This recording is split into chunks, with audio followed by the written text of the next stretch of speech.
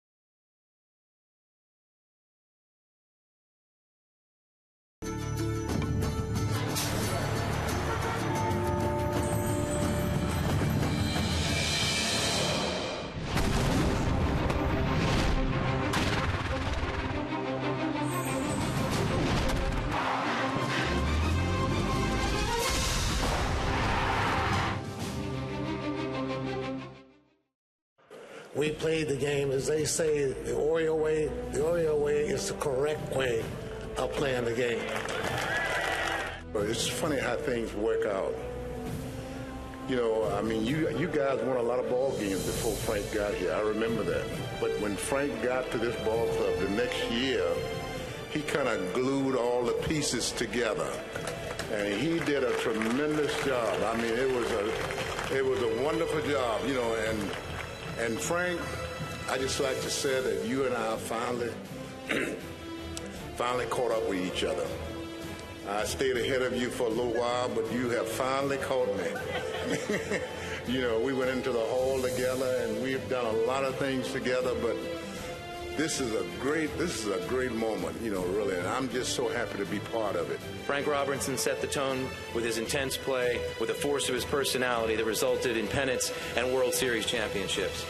It is my honor on behalf of the entire Orioles organization and all of its fans to congratulate Frank and his family on this day, his wife Barbara and daughter Nichelle. I ask them now to join us as we unveil this larger-than-life bronze sculpture that will forever stand at Oriole Park in honor of Frank and his achievements as one of the greatest Orioles of all time. Thank you. Yeah, what a great moment for all baseball fans, and particularly for Oriole fans. A momentous day to have the people such as Frank Robinson being honored, and then to have Rachel Robinson and Hank Aaron on hand to attend the ceremonies. I mean, there is a lot of baseball history, in fact, a lot of U.S. history that's sitting right there around that stage today as that statue was unveiled.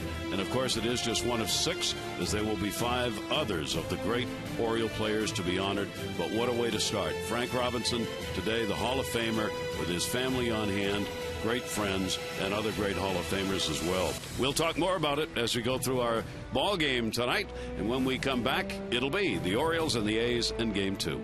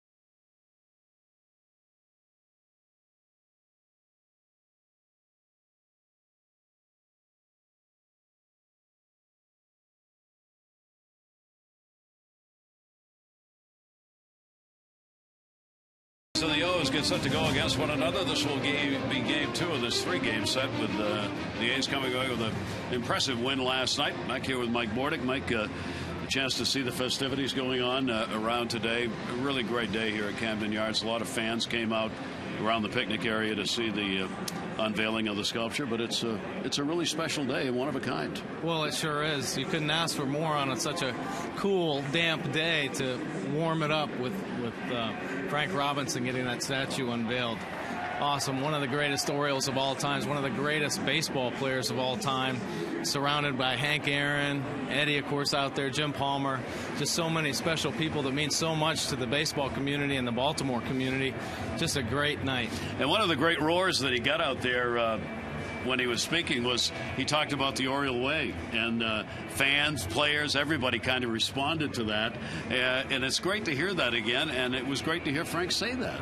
Well, that's what this community is all about. It's unbelievable how many people still talk about those teams back in the 60s and the 70s, and how many players still live here. So there's still that feeling and so many great memories that people hold on to, and they want it so bad. I remember, the teams that we had in the mid-90s, everybody referred back to those great championship teams, and there's just such a passion for baseball in Baltimore. To bring it back with Frank Robinson today means a lot, and there's always hope in the near future. And what Frank said on the field just a few minutes ago, saying that he thinks, and he wouldn't say it if he didn't believe it, that the Orioles are within a year or two of getting back to the point of where they've got a chance to win some real number of games and maybe a championship. Well, it means a lot, obviously, coming from him, one of the greatest baseball minds in the game, and for him to have that kind of sense about the Baltimore Orioles should give everybody a good feeling, especially the players in the dugout right there, because they are off to a pretty good start. Some good things are starting to happen for the Orioles, and there's that sense that they're close, and then to get it, stamp of approval from Frank Robinson means a lot. And just a little behind the scenes thing that happened, everybody came out through the tunnel, which is directly behind home plate out on the field, except for Frank. The players asked if he would mind coming in through the clubhouse on his way out to come out, and Frank said absolutely. So he went back in and went into the clubhouse. Hank didn't do that. None of the others did. And just so for an opportunity, the players wanted to see him. He wanted to see them. And that's kind of one of those special moments, I think, not just for him, probably more so for the current players. Oh, well, there's no doubt about it. The history and tradition that goes along with being a Baltimore Oriole is so incredible. And for the players, the younger players that are now Baltimore Orioles, to actually see Frank Robinson live in the clubhouse and to hear his stories and to shake his hand means a lot to those young players. Now the Orioles want to win some baseball games. A loss last night ended their 4-game win streak. One of the problems has been the offense. While there has been this great pitching, it has covered up what in fact is a lack of production. If you compare last season's numbers to this year's, the runs are actually down. The batting average is down a bit. The on-base percentage also down a bit. And that runner in scoring position number, that is significantly down. They've got to find some offense. Yeah, they definitely need some offense. There are some guys that are scuffling right now. Last year you had a lot of support early from J.J. Hardy and Mark Reynolds, adding to the home run totals and the offensive production. Some of the bats are a little bit quiet. Adam Jones is doing great. Matt Wieters, a couple other guys are hitting the ball well. But there's a few key guys in our lineup that are starting off a little bit slow and keeping that offense down. All right, we'll see if that picks up tonight. As Frank said as he was leaving the field today, win one for the old guys. Not sure who the old guys are, but the Orioles are sure like to win one anyway. We'll be back. Baseball coming up.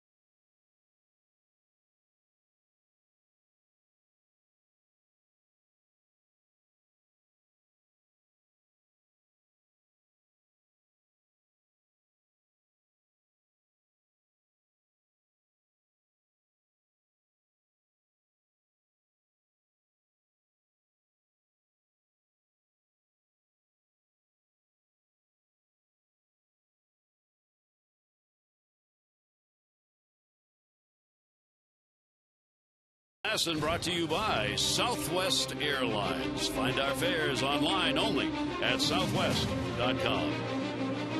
And by Jeep. Jeep and a full line of four-wheel drive vehicles. See them at your Jeep dealer or Jeep.com. So on this special day, the Orioles will try and put one away, even up this series, and create a rubber match opportunity for tomorrow. It's been cooling down, and some rain's been coming down. 57 degrees at game time, 36% humidity, and not a lot of wind right now. Visit Train.com for an independent train comfort specialist dealer near you. It's hard to stop a train. Here's the starting lineup brought to you by Dodge for the Oakland Athletics. Weeks, Crispin, Reddick, Cespedes, Gomes, who did not start last night, Suzuki, Kaiaua, Hughes, and Pennington. And for Reddick, off to a very good start, and again, a good night against the O's last night. See your authorized Dodge dealer and experience a world of performance, design, and fuel efficiency. Schedule a test drive or go to Dodge.com and check out the powerful lineup. Well, here's the scouting report tonight on Wei-Yin Chen. Chen, fastball location, he needs it tonight. Last outing, he pitched very effective in, and he can get a lot of outs by establishing that fastball location early in the game. Controlling the running game is a huge key. The Oakland Athletics have stolen 19 bases this year to lead the American League, so keeping those runners at bay will help him get a victory. And endurance, just get a little bit deeper each time he goes out, building that strength, and get to that bullpen. Neither of these teams have been scoring very much coming into the ball game last night. That was won 5-2 by Oakland.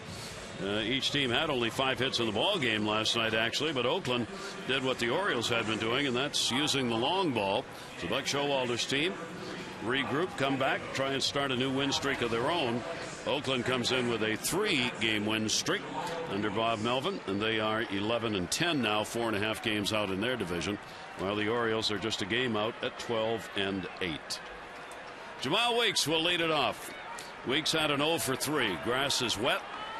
There is a very light drizzle that continues to fall, and it is getting colder. So it's kind of a tough night as we start this ball game. Left-hander's delivery. It'll be taken by Weeks down low for a ball. Against lefties so far, Oakland as a team has gone 4-2 against left-handed starters. You can see that little drizzle that's still coming down. It's supposed to get better as the night goes on. We'll see if that holds up.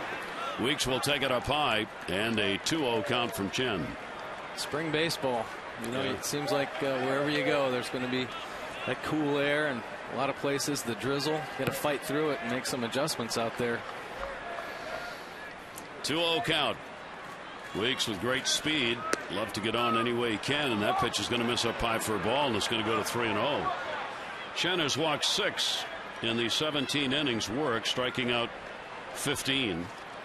We're coming into the ball game. Not a bad ratio early on in the year in his 3 previous starts. Left-hander's 3-0 delivery to Weeks, and that's up high, and he walked him on 4 straight, and not particularly close on those. Well, here's the Orioles defense tonight. Nolan Reimholt back in left field. Adam Jones in center. Ryan Flaherty making a start in right field. Wilson Bediment at third base tonight. J.J. Hardy at short. Robert Andino at second. Chris Davis at first. And Polino doing the catching tonight, giving Matt Wieters the night off, fighting that flu bug. Well, Flaherty continues to move around. Third base, second base, right field for the Orioles as a starter. Here's Coco Crisp. Now you get speed on the bases and speed at the plate. Although it's going to be a little tough to get some traction out there tonight, as that infield also is pretty wet. Crisp with a 3-game hit streak had a 1 for 3 in the ball game last night. All of these hitters, for the most part on both sides, are facing the opposing pitcher for the first time. Chen, of course, in his first major league season, coming over from the Japanese league. 1-0 count.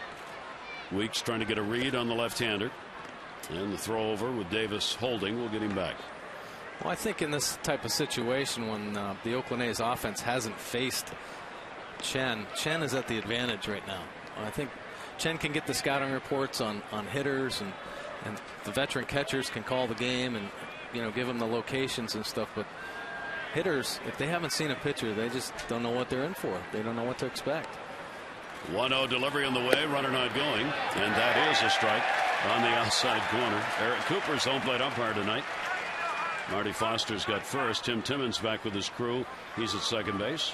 And Jeff Kellogg, who gained some infamy last night, is at third base. Yeah, he did. Do you want to talk about that? No. He tackled the person that came onto the field. I mean, we don't show that on TV anymore, obviously, because it's not to be encouraged. That ball bunted. Chen was going the other way. That's going to be a base hit. Chen was breaking over towards third base. Nobody could get there, and Christmas got an infield single. Well, pretty good bunt right there by Coco Crisp. Great placement. But to defend that play, Wei-Yin Chen's got to take a deep route immediately. He came off the mound straight ahead, took 4 hard steps directly in, and couldn't get that deep angle on that ball. First baseman's taught to hold his ground. Second baseman's got to come in straight at the ball, but that's a pitcher's play, and the Orioles worked on that all spring training.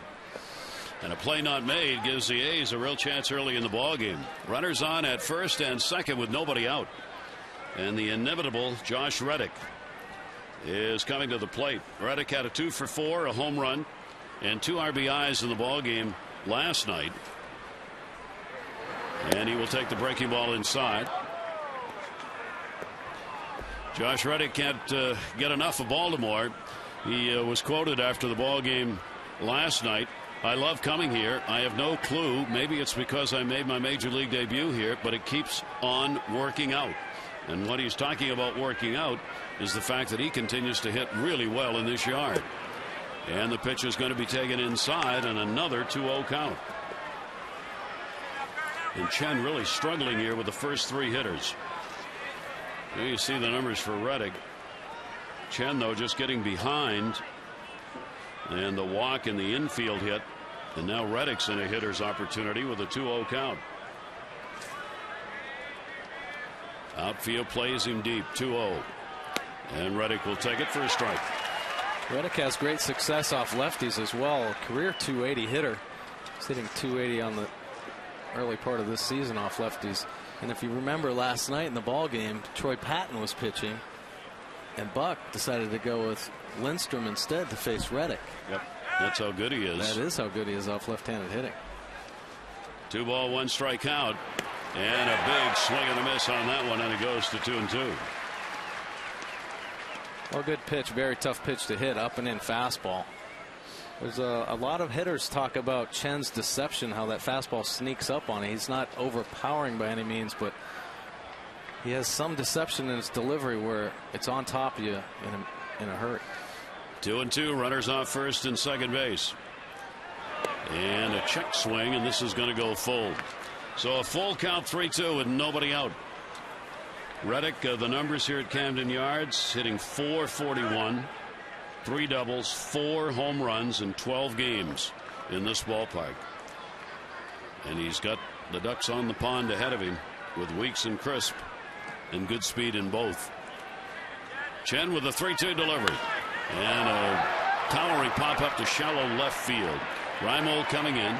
He wants it and will put it away. A little tough for those raindrops coming down. Oh, sure it is. The rain's dropping in your face and your eyes. Of course, the cool night, you know, your eyes are kind of freezing up anyway, and then when you get a little mist in them, it makes it tough. And it continues to come down at a not hard but steady pace. Cespedes coming up. Oriole fans getting a chance to see him for the first time here at Camden Yards last night. Cespedes, their center field cleanup batter, had an 0 for 4. He is third in the league in RBIs coming into today's play. And Dino's going to hold the runner close at second. Chen will be looking for that ground ball to get a double play to get out of it. And he will take the first pitch, and it is in there for a strike. There are the numbers off the lefties. 2 home runs and a .375 batting average. Dangerous hitter. I met him this afternoon, and he's not a big guy. He's not tall by any means, but he's strong like bull. Strong like bull? Yes. Oh. and the delivery to him is taken outside. He's only about 5'8". Yeah. Well, he's my height, so he's 6 foot. 6'1". Sorry, my fault. Bad laugh there. Clearly, raging bull, much like yourself.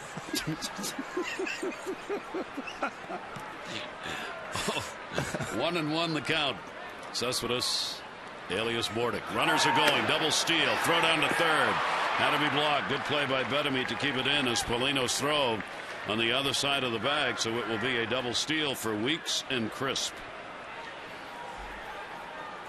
Well, obviously that's a concern because they are so aggressive on the bases, and stealing third's a lot easier than stealing second, especially if you can get that timing down. And the Oakland A's have some very good base stealers. Each of them will get their 4th stolen base. The A's now have 21 stolen bases on the season. That forces the Orioles who have to back it up a little bit. No chance for that double play. And a 2-1 count on Cespedes. Here's Chen and his delivery to him, and that'll be cranked into the air back and a foul ball. One of the problems we're going to get early in this game, that infield with the ceremonies going on before the game was uncovered. It was misting then and continues to mist, and it's pretty dark right now. There's going to be some water buildup up there in that field. Well, there's no doubt about it, and I'm sure we're going to see the effect of that as the game goes on with potential errant throws. I think you're going to see outfielders being challenged to throw the ball. Runners are going to be more aggressive on the bases. 2-2 delivery. Cespedes will take it, and he got him. So Chen gets a big strikeout. Boy, that's a great pitch by Chen. He can really get that ball in there, and that's a great fastball in, locking Cespedes up. And that's our Nissan Pitch Strike Nissan Sale Minute event. Save on your new Nissan. Visit ChooseNissan.com or go to your local dealer. Johnny Gomes did not play in the ball game last night. Gomes has not had the good numbers versus the Orioles. And this season, you see, inning 206 does have 3 home runs and 6 RBIs. Gomes has got some power.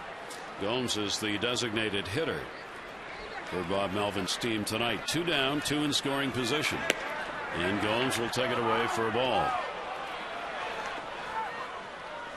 This is a big moment in the very first half inning of the ball game.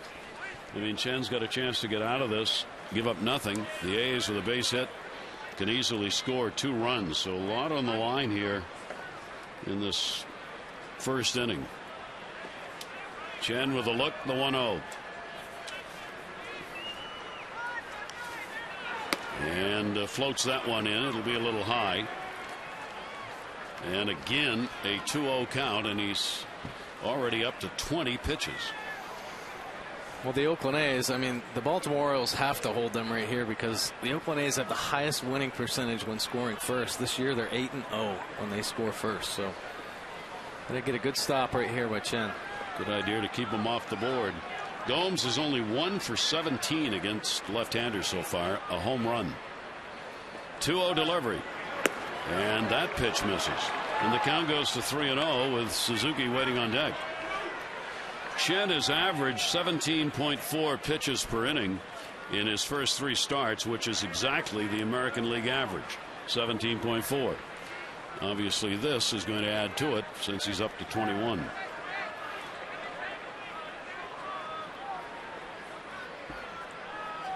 Well, Gomes is a very dangerous hitter, and I think with the open base, they might be, trying to be careful.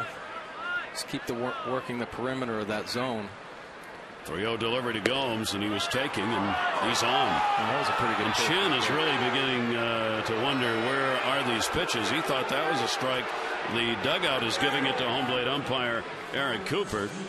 So is the catcher Polino. They're having a little go. Well, that's a good pitch.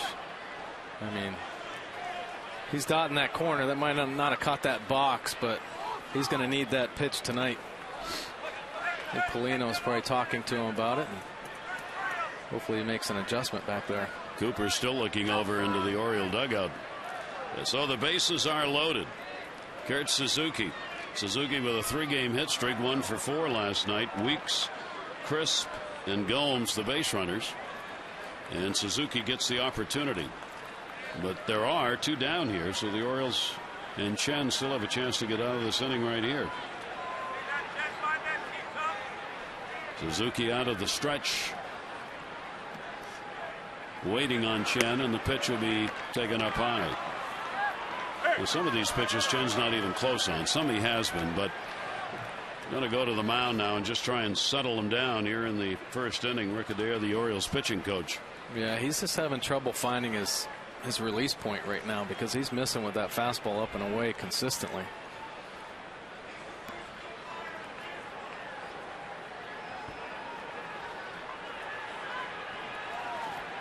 Just trying to break this rhythm and get another one started.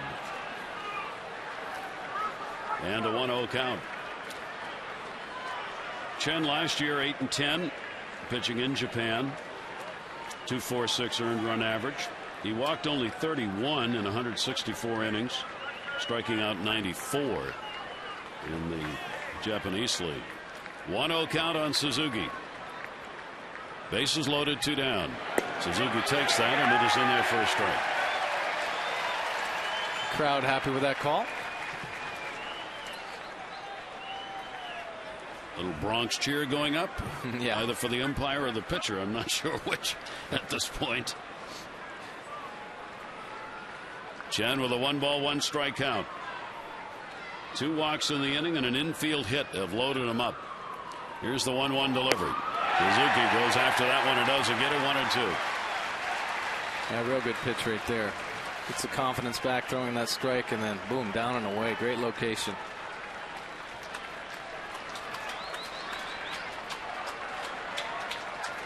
.25 pitches thrown. He wants to end it on 26 if he can. Suzuki 5 for 19 off lefties. 1-2 count on him. And that'll be away. And a 2-ball, 2-strike count.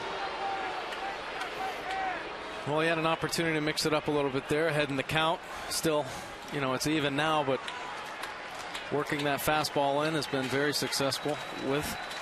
I wouldn't be surprised if he tries to throw it in there right now. 2-ball, 2-strike delivery. Suzuki to right field. Flaherty, of course, is going to go to him. And he makes the catch. As they say in baseball, you can't hide. Flaherty gets a start in right field for the first time, and the first ball to the outfield goes to him on Frank Robinson Day at the Yard.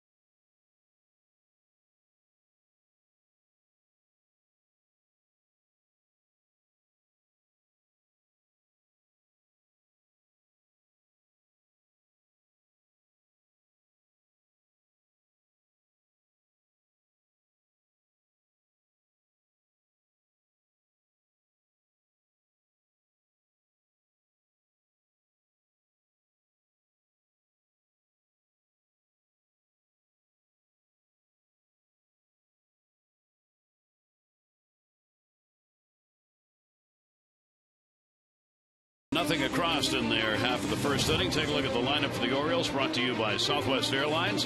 Reimold, Hardy, Markakis, Jones, Bettamy, Davis, Paulino, Flaherty, and Andino. And this season for Chris Davis, there are the numbers. Scouting report on Tyson Ross. He's a sinker baller. He works it in and out. This could be interesting tonight if he gets a lot of ground balls with the wet grass. He's homegrown, born and raised in Oakland. That's why he wears number 66. He's 6 feet 6 inches tall, and he played baseball on 66th Street in Oakland. Get control back. His last start, 5 walks, kind of hurt him, but he did manage to get the win.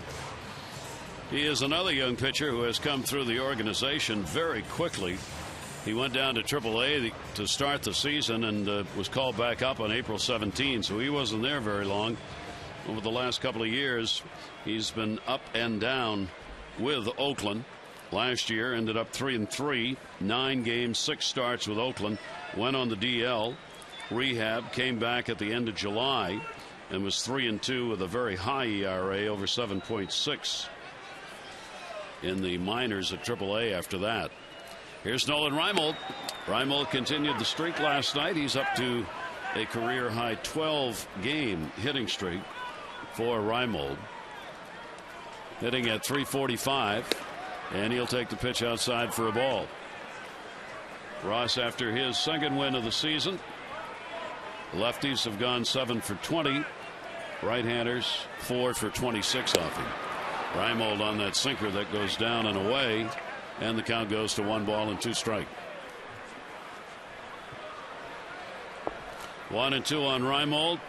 Hardy and Markakis will follow. And a chopper to short. Pennington's got that one. And a nice pick at first base. Keono over there able to find it. And that saves an error on the shortstop, and Reimold is retired. That ball didn't stay in the grass long, but I think Pennington might have been thinking about it being wet and had the low throw. Choked his grip a little bit. Frank Robinson, as you have seen, we showed you the ceremony that took place, the unveiling of the sculpture in the picnic area here at Camden Yards that will forever immortalize the great ball player, and also pregame ceremonies on the field. And now we are delighted to have Frank join us here in the booth. How are you? I'm doing fine. You dry? I'm dry, but I haven't come down to earth yet. This obviously you were very touched by the ceremonies here today. That's going to go down to third off the bat of Hardy, and the play made for the out. Hardy's retired. Just tell us how you feel, Frank. I feel great. I don't really. It hasn't soaked in yet. It really hasn't. But I've enjoyed this. The statue was outstanding. What a great job that the sculpture did on it. He even made me look good. But it's tremendous, and it's a tremendous thing that the Orioles organization, Peter Angelos, decided to do. I really appreciate it, and I'm looking forward to the other guys being statues going up out there. Well, what an opportunity for the fans to see great players, because you had some pretty significant guests that showed up for you here today, including Hank Aaron, Rachel Robinson, your family on hand, a member of the Orioles current team, former teams. I mean, that's a great tribute to Frank. Well, I appreciate that. You know, that's one of the things that you really appreciate about playing this game of baseball is the people that you meet and the friendships that you make. And I think that proved something today with the guys that did come out to pat me on the back or whatever, or congratulate me.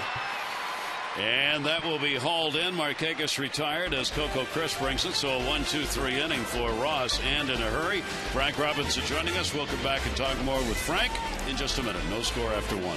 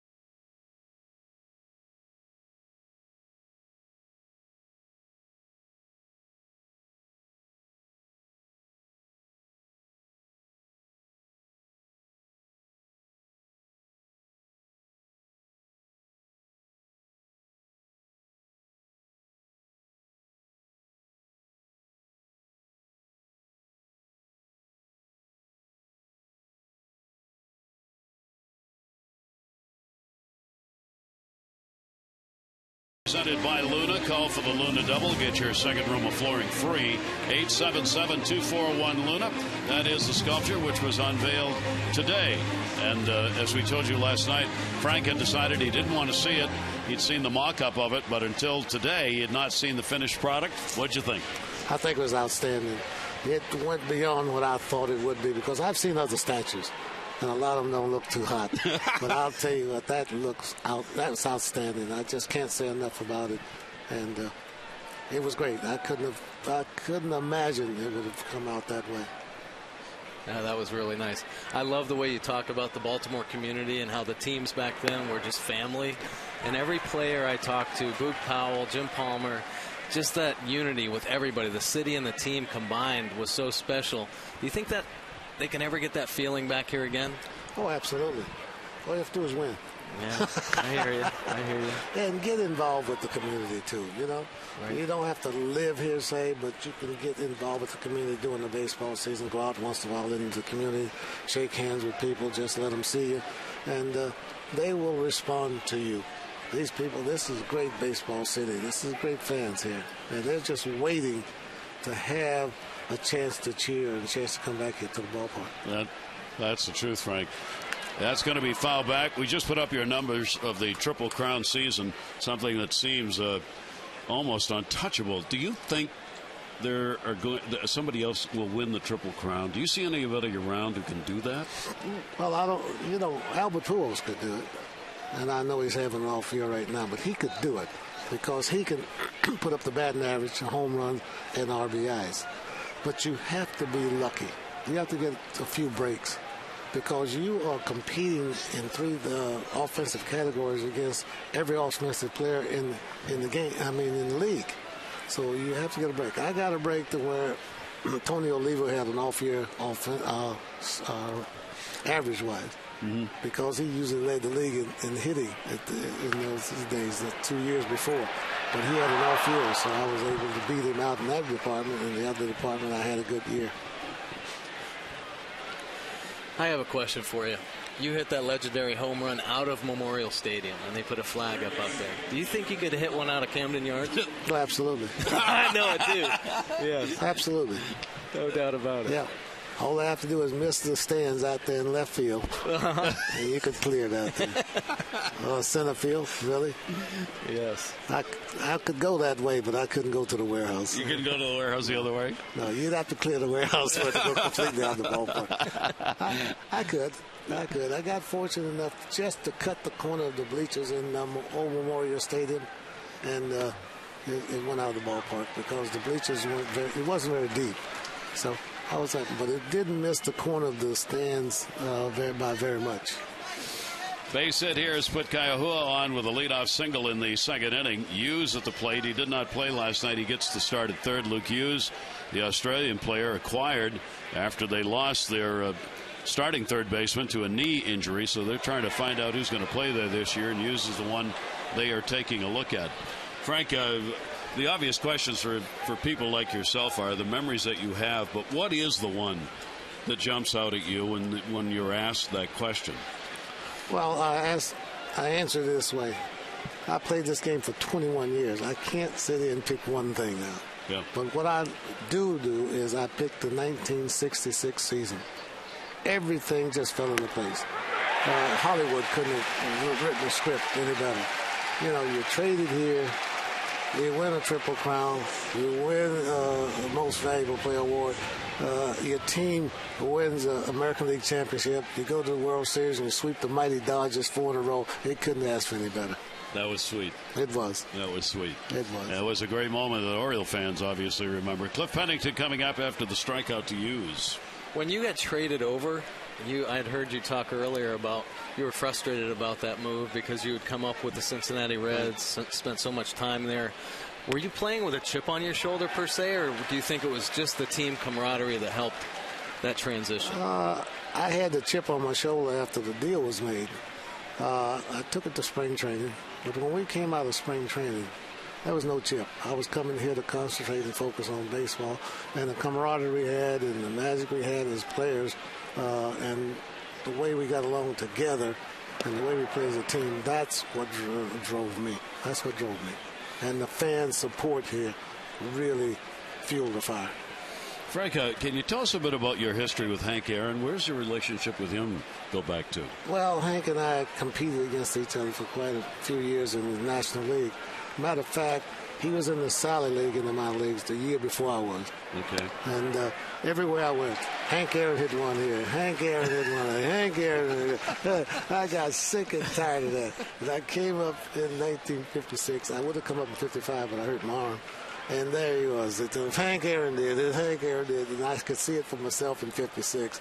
So every time he hit a home run, I wanted to hit a home run. Every time he got a base hit, I wanted to get a base hit. So that was a competition I had with myself against him. He didn't know it at the time. But we went into the Hall of Fame together. And if I had to pick a player to go in the Hall of Fame, nice play. With at the time, I would have picked Hank Aaron. But I was fortunate we went in at the same time. And from that day on, when I was a family with me and Hank, we were creating a real nice friendship.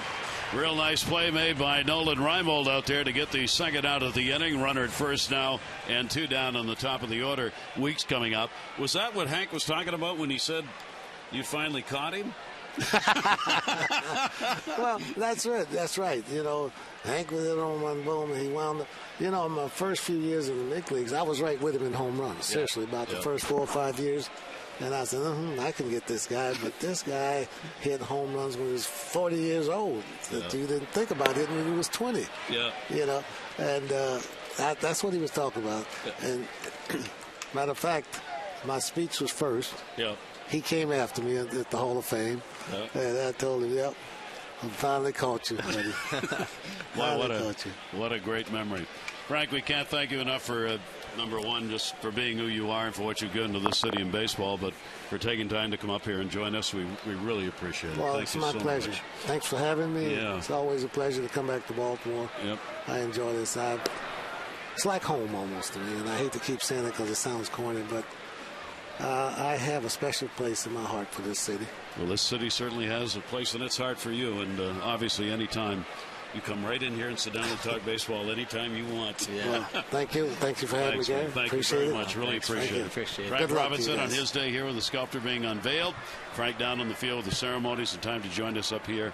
And it's real for the fans who got here, as I said earlier today. What a day. Line to short. That'll be handled by Hardy.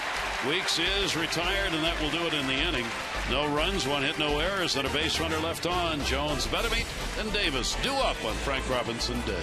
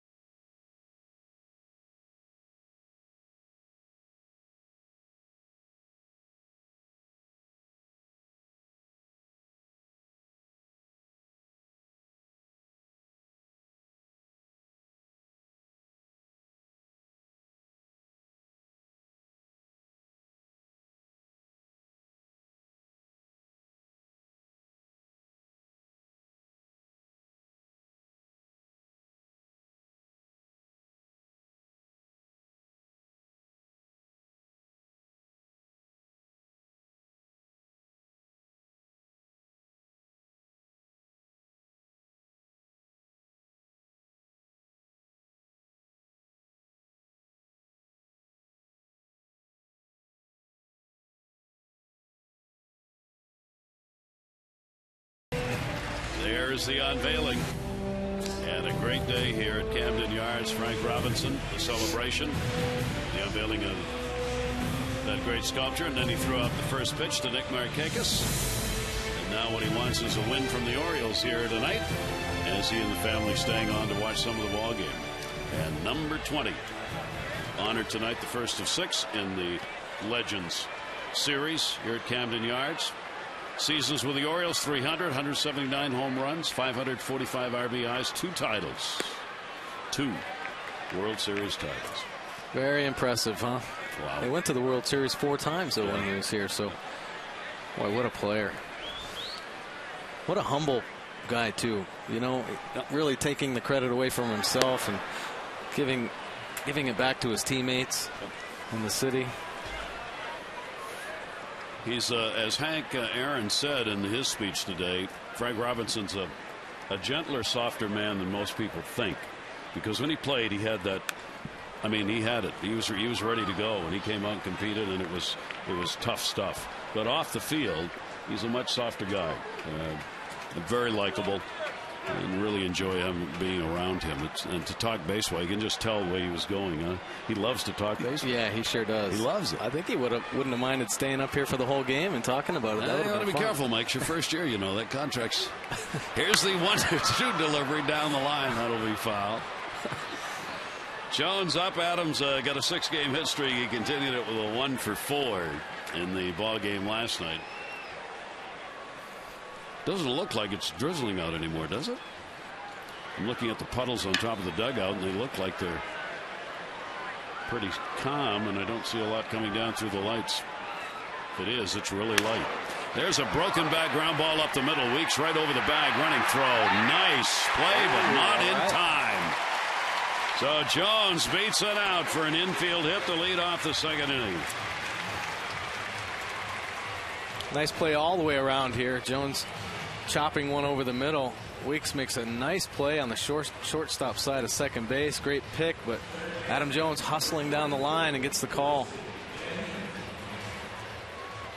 Just safe. And the Orioles get their first hit. I think of Robinson Cano when I see that play, and that, I mean, Weeks is a really good second baseman.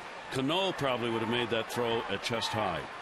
That's how strong his arm is. Cano is. There's no doubt about it. And there just isn't anybody else that plays second base, I don't think, that can do that right now. Well, I agree. That's about as good as it's going to get at second base on that ball. All right, great play there. Lacking a little bit of arm strength on it, but there aren't many second basemen that are going to be able to get it over there strong enough with all their momentum going towards third base. And we see Cano do that all the time, make those throws shortstop side of the bag.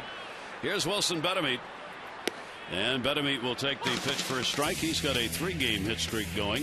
3 for 8, a home run and an RBI during the streak. He's been in and out of the lineup, getting the start at third base in the ball game tonight, and did not play in the opener last night. Tyson Ross, 25-year-old right-hander, giving up his first hit of the ball game. Jones not moving, and that will be fouled away. It was another ground ball, though, and he's already had 3 ground balls in the early going of this game, so that tells me that his sinker's working pretty well. Betemeet stepping back with a 2-strike count on him. For Ross, he had a start against the Angels. He was non-decision, 2 runs, 7 hits over 6, and then got a win against Cleveland, a run on 4 hits in 6 2/3 innings. His 2 previous starts. The 0-2 delivery on the way, and that will be outside. Orioles trying to just get a little bit unglued to help the pitching staff out with the offense.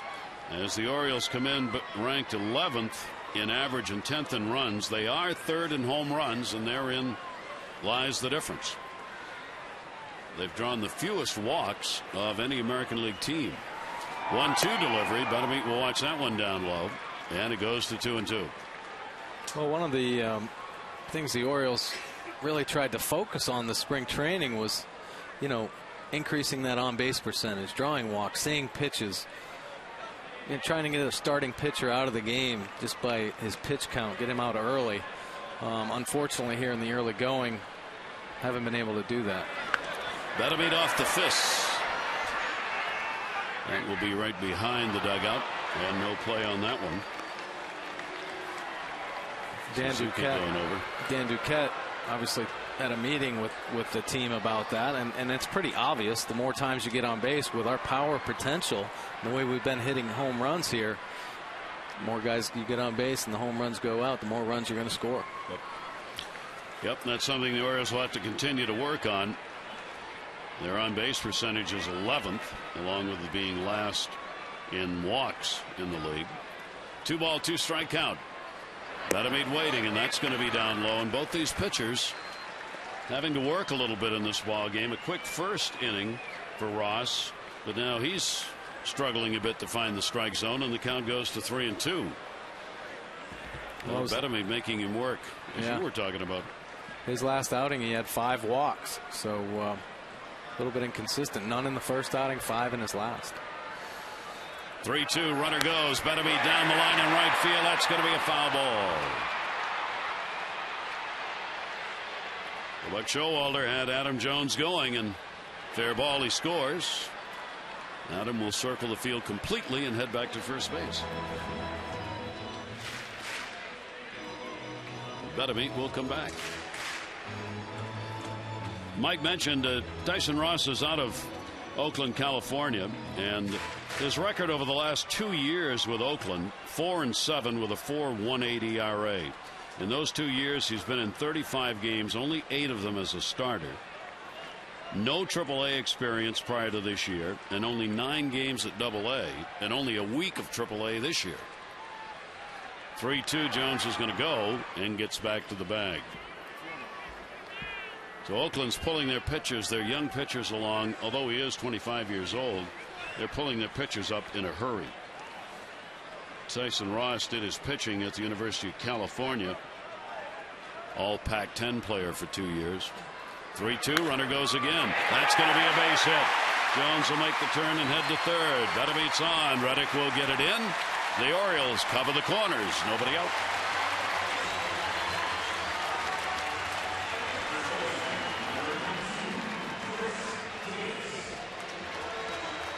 Nice bit of hitting right there by Wilson Betemit. Find that hole over there with the opening with Adam Jones on first. Jonesy, of course, going first to third on that play. Put a little pressure on the Oakland A's here. Looks like they may, I thought they might be coming in, but obviously double play depth. So Jones at third base. You got to believe he's going to go on contact here on any ground ball. The infield will set up at double play depth. Take a look at where Davis's hot spots are. Comes in with a 3-game hit streak. Davis takes it right away to left field, and the Orioles have the lead. Chris Davis, an RBI single on the first pitch he sees. Well, that pitch was right in one of those hot spots. Stays on it, drives it to left field. Up in the zone, and Chris Davis takes advantage of that first pitch fastball. Center cut. Davis gets his 8th RBI, and Adam Jones crosses the plate for the 14th time as Jones leads the Orioles in runs scored. And the Orioles, still nobody out, have runners on at first and second base. And here's Ronnie Paulino. Paulino bunting. They got a pickoff, and a good throw would have got him. Instead, it goes into center field. They're going to try at second base. The throw is not in time. Heads up base running by Davis. Cespedes did not see him coming from first, and both Orioles are safe. Great hustle by the Orioles right there. Pretty aggressive play by Suzuki, trying to throw behind Betemit at second base. Ball gets away. Pennington not able to knock it down, and Chris Davis, surprise attack on the back end, gets into second base safely before Cespedes can see him getting in there. And the Orioles get 2 in scoring position. And Paulino with a 1-strike count. In at first and third, back at second and short. Betemit the lead runner. That ball's up the middle. That's going to be a base hit. Betemit will score. Davis is coming home. Cespedes with a big arm. Not going to get it there. Suzuki to second.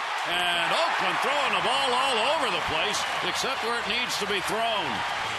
Paulino, the 2 RBI base hit, and the Orioles have a 3-0 lead.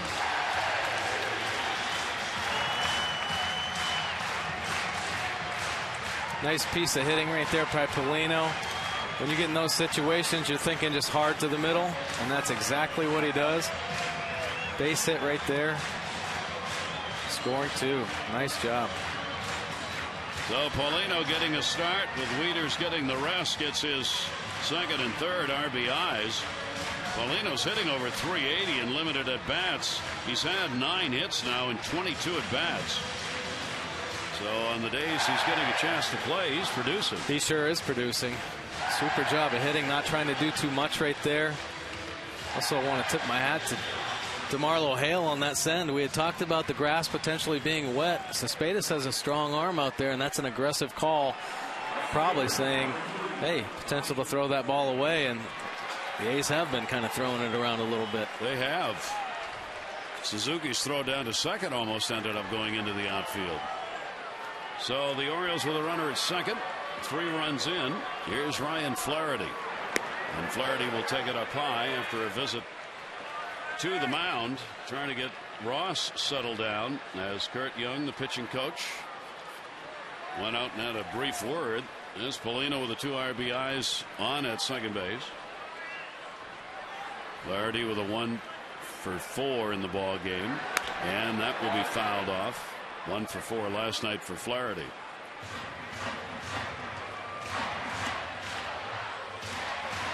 Well, this is the kind of offense the Orioles wanted to see early in the ball game, and right on cue they come up with it here in the second inning against Ross. Ross has an 0-1 mark against the Orioles. He's appeared against them only in relief in the past. Here's the 1-1 delivery on the way. Flaherty will take it down low. See the lowest team ERA. The Nationals, the Dodgers, and Oakland. The Orioles are 5th, and that's in the majors. So already the Orioles getting more runs than this team usually gives up. And a slow roller getting back to cover. And Weeks will make the play in time. Flaherty's retired. Paulino moves up to third base with only 1 away. Well, tonight's Orioles Legend Celebration festivities for Frank Robinson only the beginning. Celebration continues on Saturday, May 12. Hall of Famer Brooks Robinson joins Frank and is immortalized with his own larger-than-life bronze sculpture in that center field area. You'll have a chance to purchase an Orioles Legend Celebration Series package. Lock in your ticket to the remaining games. Get the info 888-848-BIRD. Go to Orioles.com/legends. Well, some pretty good situational hitting here early on with the Orioles. Paulino, obviously, the base hit up the middle, not trying to do too much. And then Flaherty right there doing his job, getting Paulino over to third base with the ground ball to the right side. So that's winning baseball. With Paulino not being a speedy runner, Andino at the plate, the infield will play in. 21 pitches in the inning for Ross, and that'll be outside Andino, and the count goes to 1-1. So Andino, after a very quick first inning, running into trouble. Jones a single, Batamita a single. Throwing error on Suzuki, allowing runners to move up. Davis had an RBI base hit. Paulino with a 2 RBI single. Infield stays in. 1-1 to Andino, and that's going to be a base hit. Paulino will score the 4th run of the inning. Andino's 6th RBI. That's for the new baby. And the Orioles have a 4-0 lead.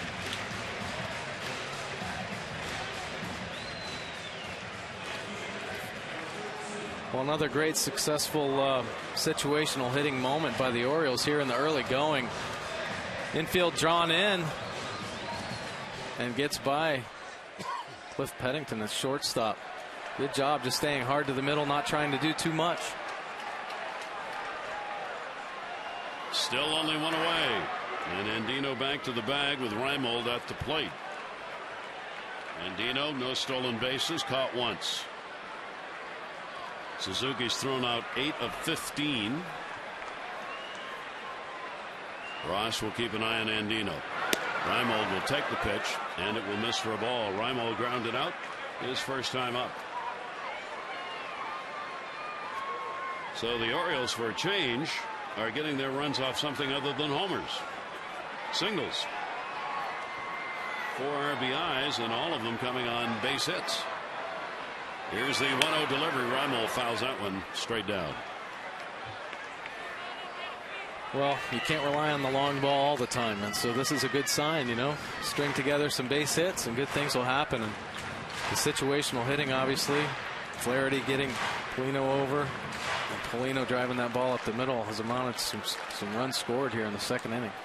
Orioles had only 5 hits in the ball game last night. They already have 5, and we're in the second inning. And that one's going to be off the fist to center field. Cespedes diving, can't get it. Andino will make the turn. Here's the throw by Ruddick to third. Not in time. And down to second base goes Reimold.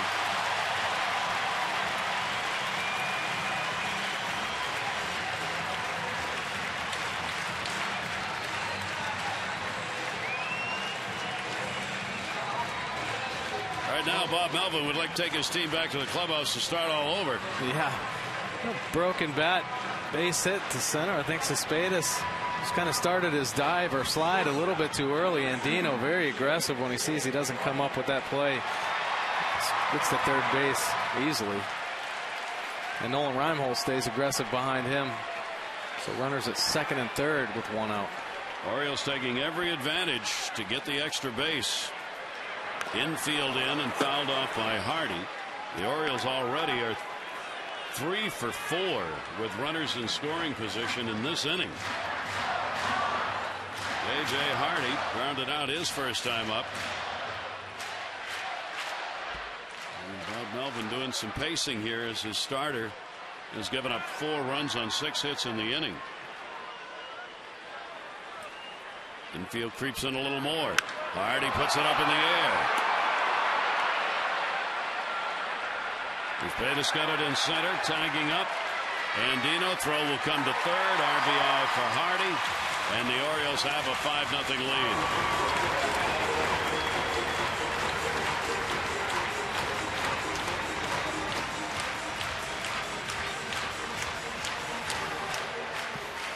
Well, a very good offensive inning for the Orioles. Aggressive on the bases. Playing the situational baseball the right way. J.J. Hardy right there getting the sac fly. Robert Andino with a base hit and an RBI. Aggressive base running. And the bullpen is up already. Jerry Blevins in the bullpen in the second inning. The Orioles have batted around. 9th batter up, Markakis.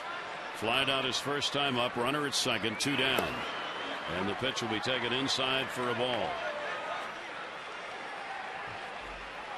Well, you know, there's so much attention brought to obviously the Orioles offense or lack thereof to this point with runners in scoring position and overall offensive production other than the home run.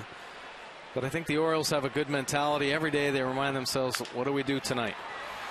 And this inning they've gotten it done. Weeks will make the play over to first base to retire the side, but a big inning for the Orioles. They come away with 5 runs on 6 hits, 1 error, 1 left on base and lead at 5-0.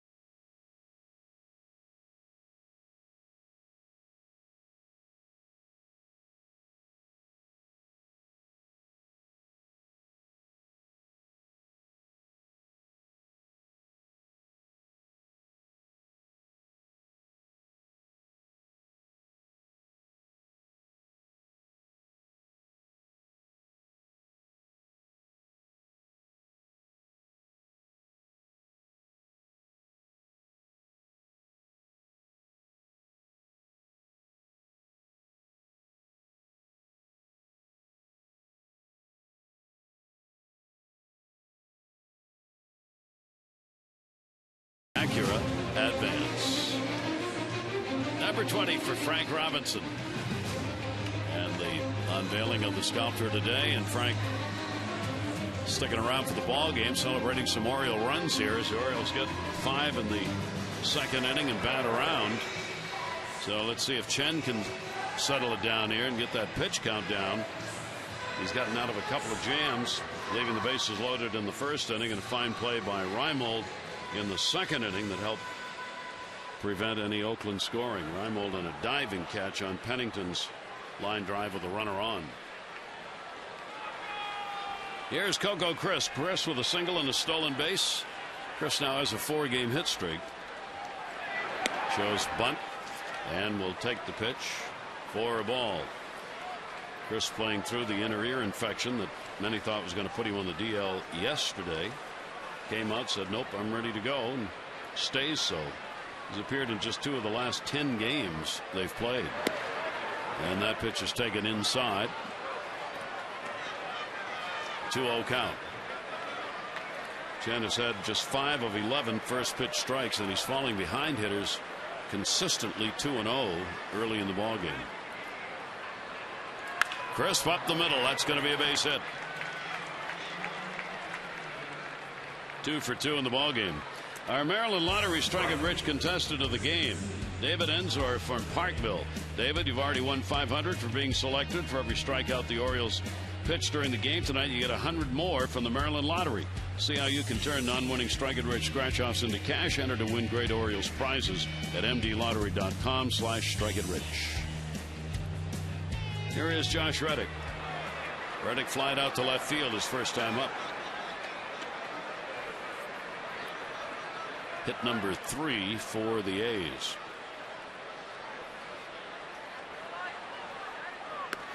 And the off-speed breaking ball's up high for a ball.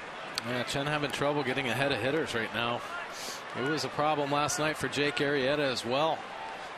You know, especially after a big inning. Just come back in and pound the strike zone.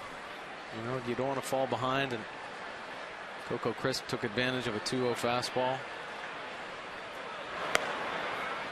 And that pitch is going to miss. And you can see Chen, as he did in the first inning, looking in, still trying to figure out where the strike zone is, although when we showed you the pitches on our pitch track, they have not been in the strike zone. Yeah, he's nibbling a little bit. Strike goes to 2-0. Paulino with a big target for him. And that pitch is way inside. And it's 3-0. For Reddick last year, 275 off lefties and 280 off righties. Reddick split it up pretty good. 2 for 4 in the ball game last night, a home run and 2 RBIs. 3-0 count. Everybody taking here. Throw over to first base. Even Crisp was taking as a base runner. He was just standing there flat-footed, a foot off the bag. Right. I think Chen might have just done that to break up his own rhythm. Yeah. You know what I mean?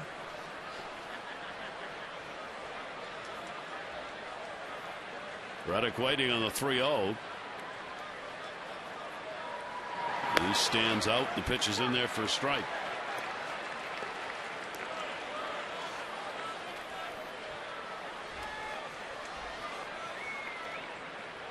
I was reading a stat on Reddick.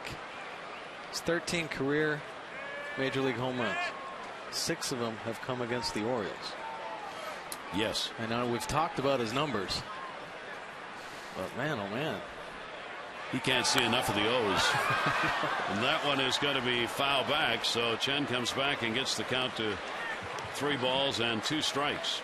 And what he's had here at Camden Yards, 4 of the 6 that he's hit against the Orioles have been here in this ballpark. 3-2. Crisp was not moved over there at first base yet. See if he goes. Let's throw over. Chen's already up to 50 pitches thrown. For the first pitches he throws up to 45, hitters have gone 161 against him in the first 3 starts and 261 thereafter. See if that stays true here in this one. 3 balls, 2 strikes. Runner not going, and the foul tip is held on to by Paulino for the strikeout. Oh, nice job coming back and getting that strikeout. He really had to work. There was a high fastball. Reddick just tips it, and Polino hangs on to it for strike 3. Yoenis Cespedes will come to the plate. Has not had his first hit against the Orioles yet. 0 for 5 in the 2 games. He is ranked 3rd With the Orioles, in RBIs. Pitchers have done off against number 4 hitters last 3 series. And the pitch is going to be taken down low for a ball. Chen just struggling, and you can tell by his body language. Just trying to figure out where is that first pitch strike. Got to believe Chris is going to be thinking about going over there. The delivery.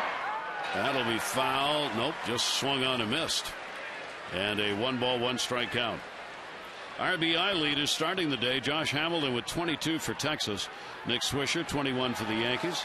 And then Cespedes has got 18, tied with Longoria and David Ortiz for 3rd in the American League.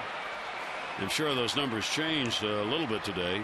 Tigers beat the Yankees by a score of 7-5 in their ball game today, and Toronto shut out, or Tampa Bay rather, shut out Seattle. Toronto shut out Seattle 7-0. Red Sox are playing tonight. Here's the 1-1 delivery and a rainmaker pop up to first. Davis in foul territory, 2 down. Time for our AT&T Mobility Trivia Fact. The A's scored 5 runs last night. However, they have just 64 runs for the season, the fewest in their history through the first 21 games of a year. They too, like the Orioles, have been winning on some outstanding pitching. Oh, they sure have. And you know, Kurt Young feels really good about this pitching staff. I think Oakland's a great place to pitch. It's certainly a pitcher's park. But he has some really good young arms, and they know how to throw strikes. And they've obviously been successful here in the early going. Here's Johnny Gomes with a runner at first. Gomes drew a walk his first time up, and there is another ball 1. A's are not going to be swinging in those first pitches until Chen starts to throw them as strikes with some regularity. Gomes hit .311 against left-handers last year and only .167 off righties, so he should have platoon DH against left-handers. 1-0 delivery to Gomes. He'll take that one on the outside corner. It's a strike.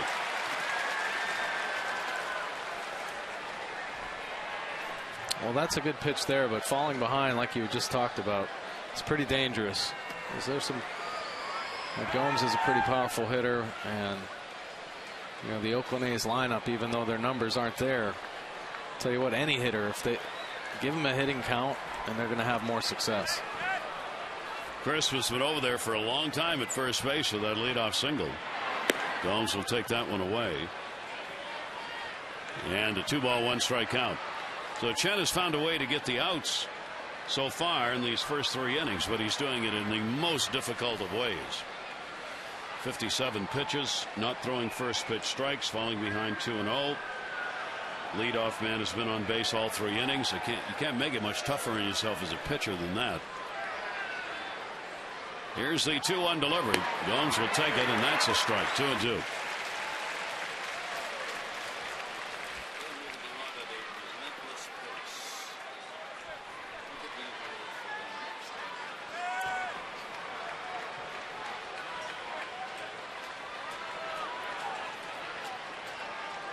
Two ball, 2-strike count.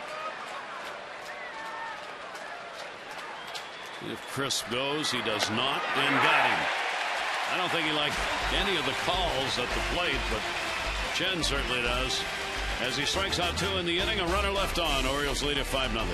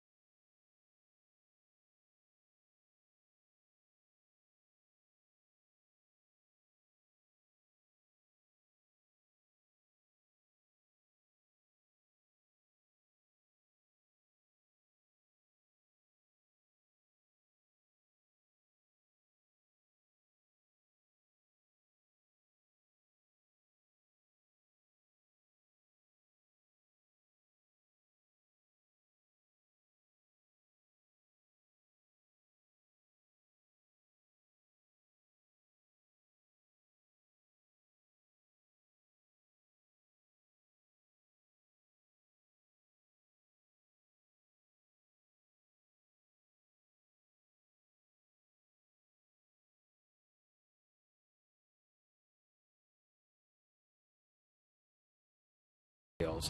That's the most important part of his career to me. When he came here, he won the Triple Crown and the MVP and a World Series his first year in Baltimore in 1966. And as the great Brooks Robinson once said, Frank taught all of us how to win. And that's the greatest tribute of all time. Words well spoken right there about number 20. Tim Kurchin. Certainly recognized just how popular Frank was by the people that came today, fans and friends and family. And Joe Torre came from Major League Baseball. He was out there for the ceremony today. Len Coleman, a lot of Major League front office people, where of course Frank also did some work after he finished playing and managing. All right. Here's Adam Jones up. Adam delivered the single. It started the second inning, and the Orioles would get 5 runs on 6 hits by the time it was all done. So Adam now has improved his hit streak to 7 games. And is really off to a great start here in April, pumping the numbers up. Well, in all aspects of his game, I think Adam Jones has just been a terrific player here in the early going for the Orioles. As far as he runs hard on every play. He goes into second base hard, taking out middle infielders, plays a great center field. I just think he's been the Orioles MVP here in the early going. And much discussion about what do you do with Adam if you're the Orioles organization. Do you try and get him locked in? Well, you're not going to find many players with this type of skill. He hit that one right on a button, and he's got another hit. Leadoff single. The Orioles wrap up their homestand tomorrow. It'll be a 1:35 afternoon matinee against these A's. Get a jump start on your summer. See all the new features and amenities of the ballpark this 20th anniversary season. For tickets, 888-848-BURR to go to Orioles.com. Concluding game tomorrow, Tommy Hunter will look for his 3rd win of the season against Bartolo Colon, who is 3-2. Colon's pitching some great baseball, so's Hunter. That, on paper at least, is another real good matchup. Boy, we've had a stretch of great pitching matchups. That one looped in the air to left center field. Chris going over, diving. That's going to go all the way to the wall. Jones is already at second base. He'll score. Cespedes can't come up with it. Here's a looping throw to third, and the tag is in time to get him. Good work by the home plate umpire, Eric Cooper, who went down there to cover. Jones scores. Betamit will be credited with a double and an RBI, and is thrown out trying to extend it to a triple, and the Orioles lead at 6-0. Well, nice bit of hitting. Great effort you see right there by Coco Crisp, unable to come up with it. And Adam Jones flying around the bases, scores easily. Wilson Betamit right there is the reason why he took off to go to third. Saw the bobble. He probably would have held up at second base. Cespedes makes a little bobble, and he tries to be a little bit over aggressive and makes the first out at third base. So that'll be RBI number 7 for Betamit. That one goes to the backstop. He gets the double, though, and the Orioles get another run on the board, 6-0. Asking for some oxygen in there right now from the trainers. And there is Chris Davis, who had an RBI single. His first time up, he's got a 4-game hit streak. Davis went after the first pitch he saw at the plate and got the base hit. That'll go to first base. Keohane will take it to the bag, and that will retire him, and there are 2 down. An explosion of hits, 8 on the board, 6 runs on 8 hits for the Orioles so far in the ballgame. Well, it's nice to see, and I know it's here in the early going, but I think it's because of Frank Robinson going in the dugout or in the clubhouse. And I'm not just saying that. I'll tell you what, when major league players get around great players like Frank Robinson, something changes. It's not a regular day in a big league stadium. Yeah. You're with the greatest player of all time, one of the greatest players of all time, and players feel like they have to step up a little bit to live up to that type of expectation. And I know these guys, well, a lot of them don't even know Frank Robinson. They probably know his numbers, obviously, because he's a Hall of Famer, but just being around the greatest players, and our dugout was full of them tonight. Yeah, it inspires players a little bit. It sure does. Point well taken. Strike on the outside corner. Ronnie Polino up. Adam Jones already has a 2 for 2 and 2 runs scored in the ball game. Betamit's got a 2 for 2 and an RBI and a run scored. 2 RBIs. Polino. And Dino and Hardy have RBIs. And Ronnie Paulino will take the pitch. And a 2-ball, 2-strike count. He picked up a single, driving in 2 in the second inning.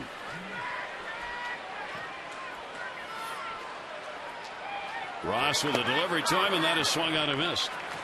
Time-wise, it didn't take too long, but a lot happened as the Orioles were able to score a run on 2 hits and extend their lead to 6-0.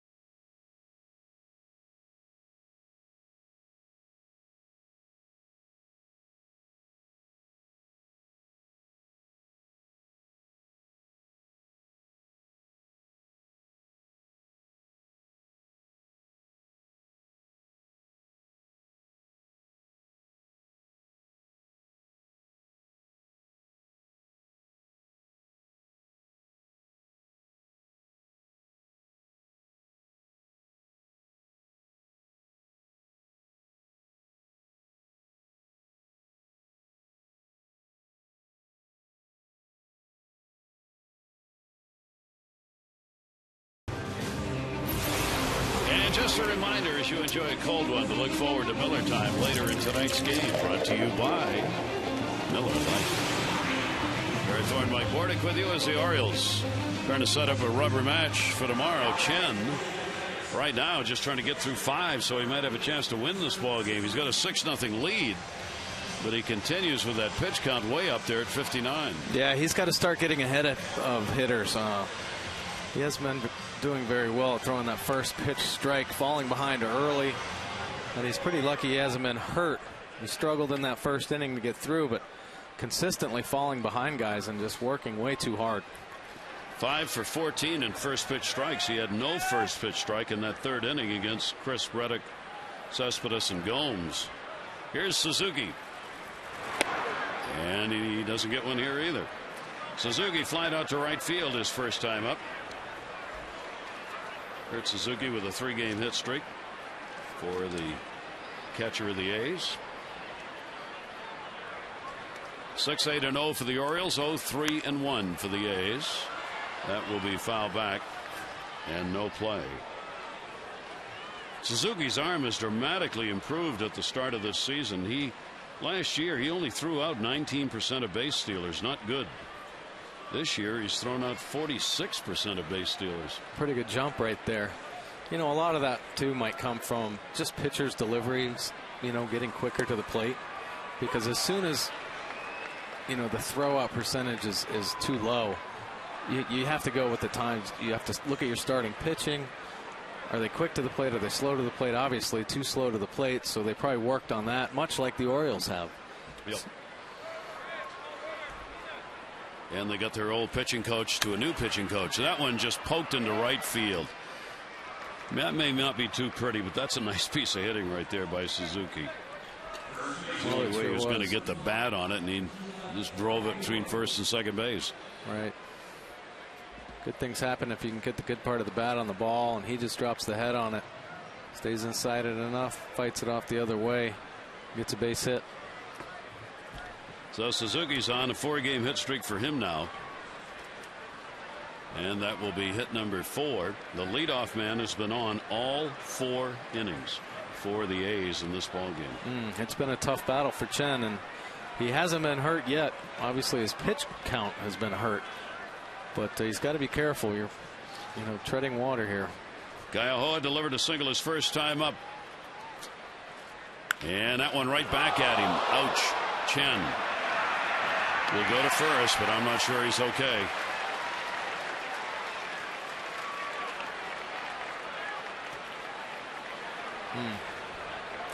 Yeah, it looked like didn't get him in a very good spot. Didn't even think he was going to go after that ball.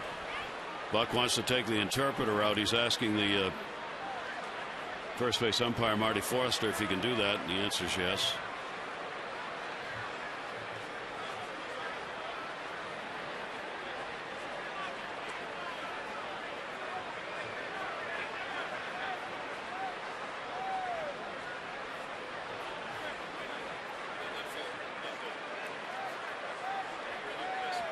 Oh, hard ground ball right in the middle.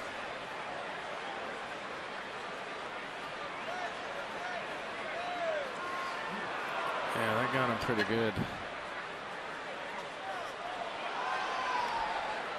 Very impressive play to even stay with that ball and go get it and be able to get the out. Sure, a lot of players would have gone down immediately on that. You don't need a great deal of interpretation on that play, actually. No, you sure don't. No. Pretty much see it, feel it. Well, I don't know if you want to do that. You can point to it and say, breathe deeply. Why do we always think it's so funny? Because we all know what it feels like. Oh, my gosh. But, boy, when it happens to somebody else, well, even he's smiling. I don't feel bad anymore. Well, that gives you a better feeling. Oh, gee.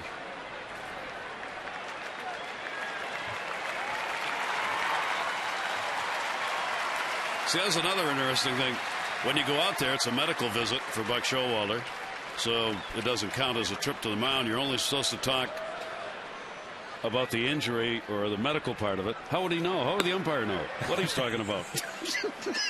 That's true. I'm going to nail the next guy in the neck. I mean, that's to give me saying that. I don't. Now the umpire's going to have an interpreter to go out with him. Right. A little camera time right there for Chen's interpreter. Eric Cooper, home plate umpire, comes back.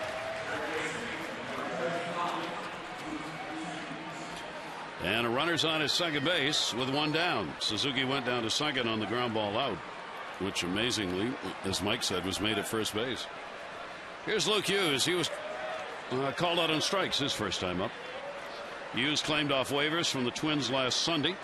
He started at third base Monday and Tuesday at an 0 for 6. As they continue to search, as we said, for a third baseman. Goes after the first one and fouls it back. They lost Scott Sizemore to a knee injury in spring training. He was going to be the regular third baseman for this team, so it is still very much up for grabs as to exactly what they're going to do with that position. Well, it's still early in the going for Hughes, and I think he's done some okay things in the past, and they're probably going to give him a stretch of games just to settle in, a new team and all. He did get off to a slow start, though. In the rumor mill, Brandon Inge. Inge, of course, was let go by the Tigers, longtime third baseman, a favorite of Jimmy Leland, but let go, and the rumors are that there are teams interested. One is this Oakland team, another's the Orioles. Inge is a third baseman by trade, can play other positions, and is now available on the market. Stories are Twins, A's, Orioles, and Diamondbacks. Reported by the Minneapolis Star-Tribune that those teams are the ones that are looking for or look at Brandon Inge. Well, I think Brandon Inge would be a great piece for the Athletics. He's a veteran player. He knows how to play the game. He's had a great career, very successful, and he's been a very good third baseman in Detroit for a long time. Can help a lot of these younger players and solidify that infield. If they continue to get pitchers that throw as many ground balls as they do, they're going to need some help there. Hughes puts that one in the air to right field. Flaherty is back there, and the runner stays at second base. So Suzuki stays 2 down. This Day in Baseball History brought to you by Ocean City, Maryland. Make memories of your own this summer. Book your vacation at OCOcean.com. This date, 1961, Warren Spahn became the second oldest pitcher to throw a no-hitter, 40 years and 5 days for Spahny. The oldest was Cy Young, who was 41 and 3 months. And you know who drove in the run for Warren Spahn and the Braves with a home run that day? Hank Aaron. Hank Aaron, who of course was in the ballpark here tonight. He drove in a lot of runs in his career. Yes, he did. Man, oh man. Cliff Pennington flied out to left field, robbed of a hit by Reimold, his first time up. Also, we were talking about Luke Hughes, who was just at the plate. In 2010, Luke Hughes became only the 5th player in Twins history to homer in his first at-bat in the major leagues. It's the same Hughes we're seeing playing at third base in this ball game tonight for the A's. Pennington, the 0-1 delivery to him. That ball in the air towards center.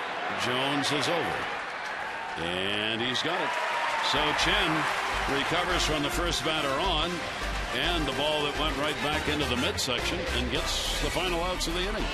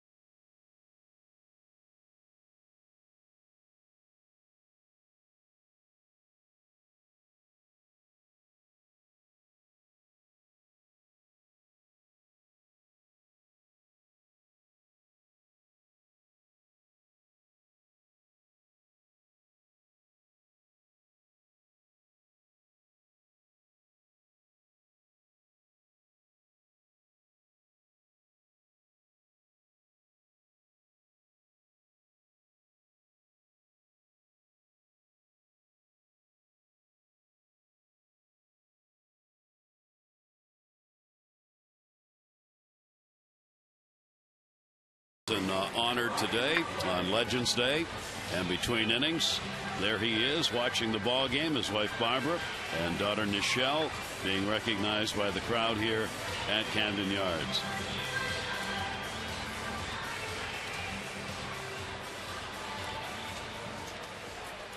A great idea, the whole concept of the legends and the sculptors, and a great way to kick it off with Frank. Here's Ryan Flaherty up. Flaherty will take the pitch for a strike. Flaherty grounded out his first time up. Andino and Reimold. He'll be coming to the plate. The Orioles 6-8-0, 0-4-1 for the A's.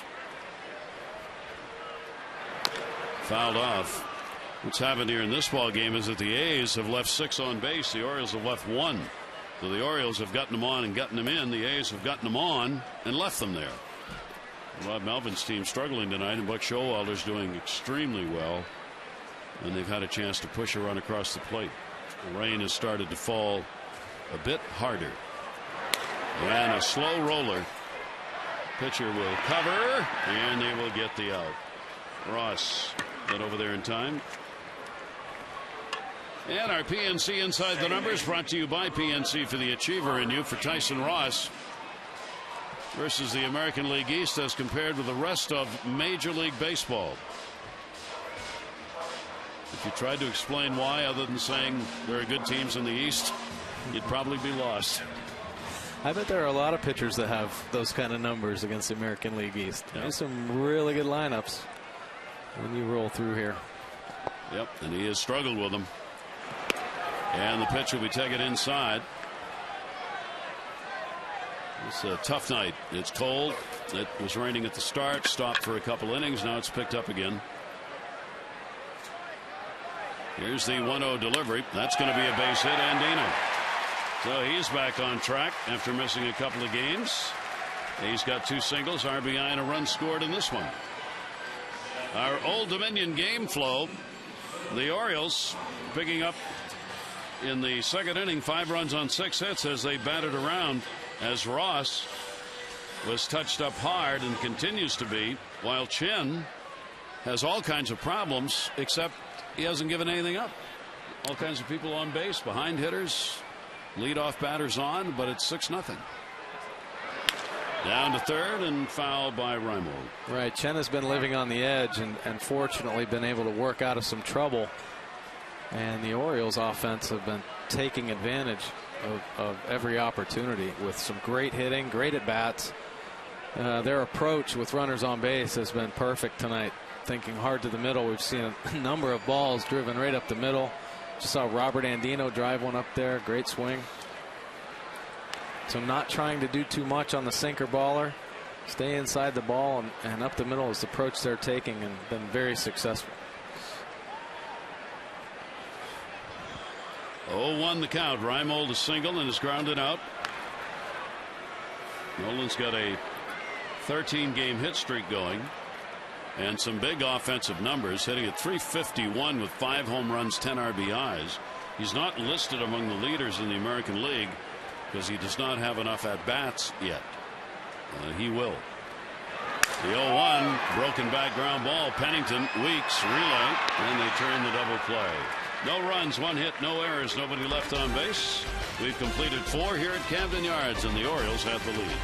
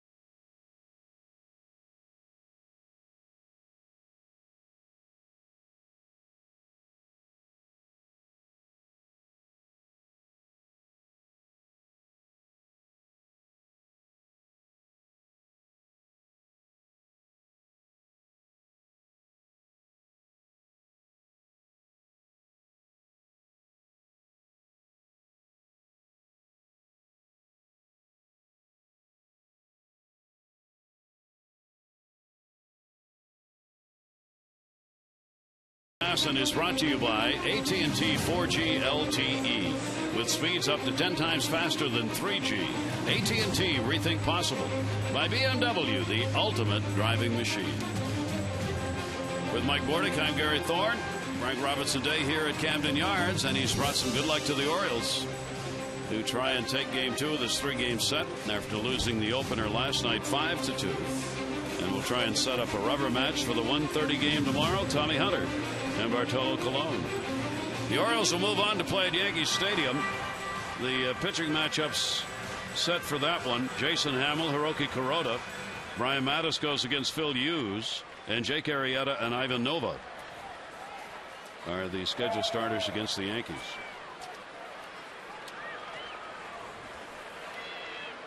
Three night games in New York. Here's Weeks. He'll take the pitch down low for a ball. So that will make 8 first pitch strikes to 19 hitters by Chen in the game. Let's see if he can get a leadoff man out here, though. All 4 leadoff batters have been on for the A's. 1-1.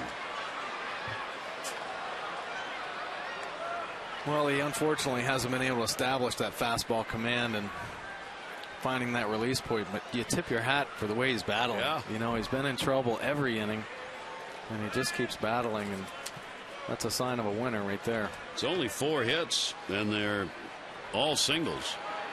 And Weeks will take the off-speed pitch up high.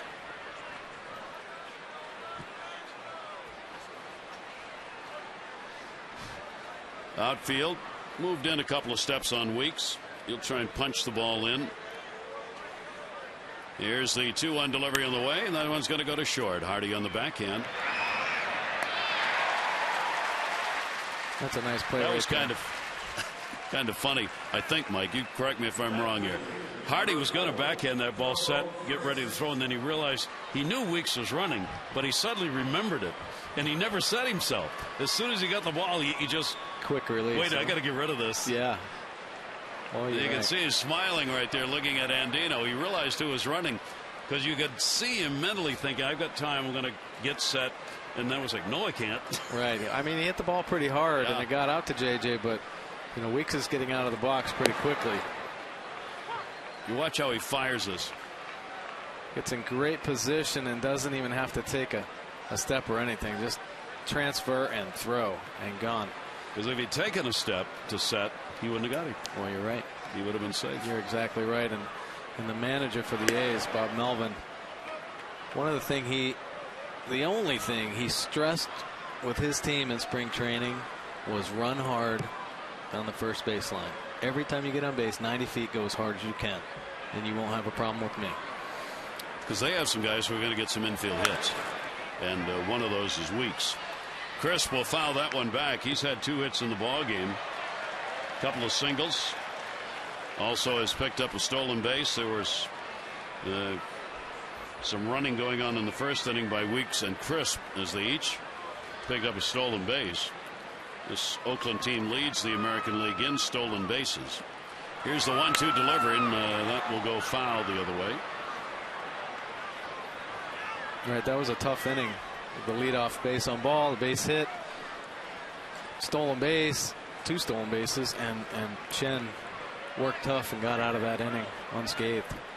Trying to get through this inning, so that will give him a chance to be the winning pitcher, and he's become more effective as he's cut that pitch count down by a bit. He's at 79 now. Fouled off at the plate in a 1-ball-2-strike count on Coco Crisp. Oriole fans have seen a lot of Coco Crisp in his days within the division. He has always been a tough out for Oriole pitchers. And that one's going to go to center field. Jones over, and he's got it. 2 down. For Orioles alerts you can't miss, including starting lineups and game updates, text Orioles 29292. Next time you come to the ballpark, make sure you go out to the picnic area and take a look at that great statue. It's really going to be something when all 6 have been unveiled out there together. That is going to be great, isn't it? It is. Man, oh man. Here's John Shreddick. And unlike Monument Park in New York, this will be much more accessible to fans. Right. I mean, anybody coming to a ball game have a chance to go out there and take a look. There's a swing you want to forget. Reddick has flat out struck out and just got caught on that one. It almost looked like he was looking for a breaking ball, but then it just didn't break as much as he thought. He tried to hold up, and this thing just didn't work for him on that one. 0-1 delivery will miss down low for a ball. Chen's got a chance at a 1-2-3 inning here in the 5th. 36 wins, 30 losses in his career in Japan. That ball, the short, and right there is Hardy. And indeed it is a 1-2-3 inning. So the Orioles remain on top, and Chen toughening up 6-0.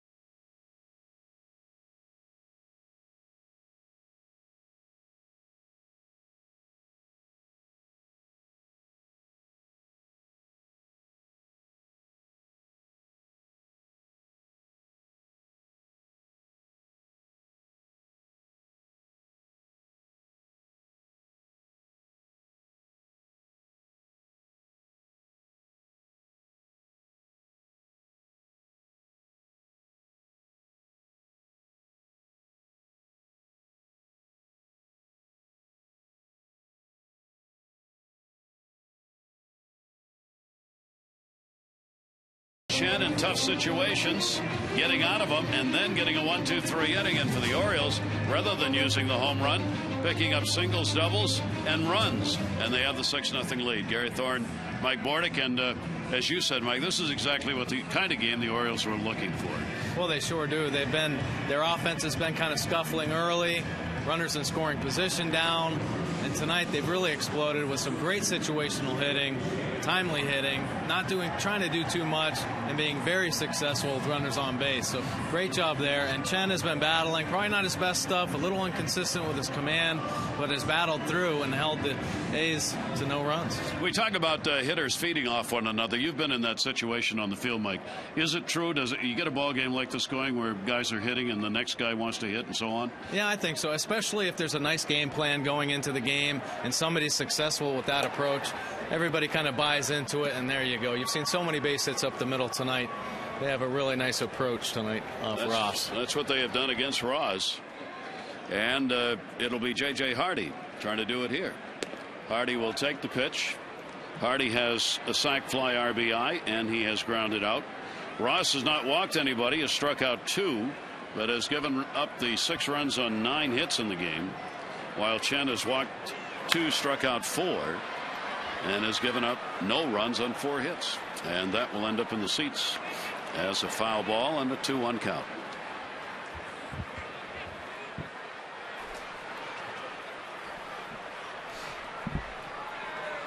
Well, JJ wants to join the hit parade. They did have a sac fly, help the Orioles get on board or score a run, but need to get JJ's bat hot here, get him going, because the potential is there. I think the Orioles fans obviously aware of what he did last year, put up some tremendous numbers, and to get his bat going again would be huge for this offense. 3-1 delivery on the way. Hardy will take it, and he's on. So the Orioles get the leadoff man on with the first walk surrendered by Ross. And our post-game show coming up, brought to you by PNC Bank for the Achiever in you. Tom Davis will be along with Rick Dempsey. Mike Bordick will join them. We'll have Buck talking to the press after the ball game, player interviews and more, all coming up on O's Extra. That'll bring up Nick Markakis.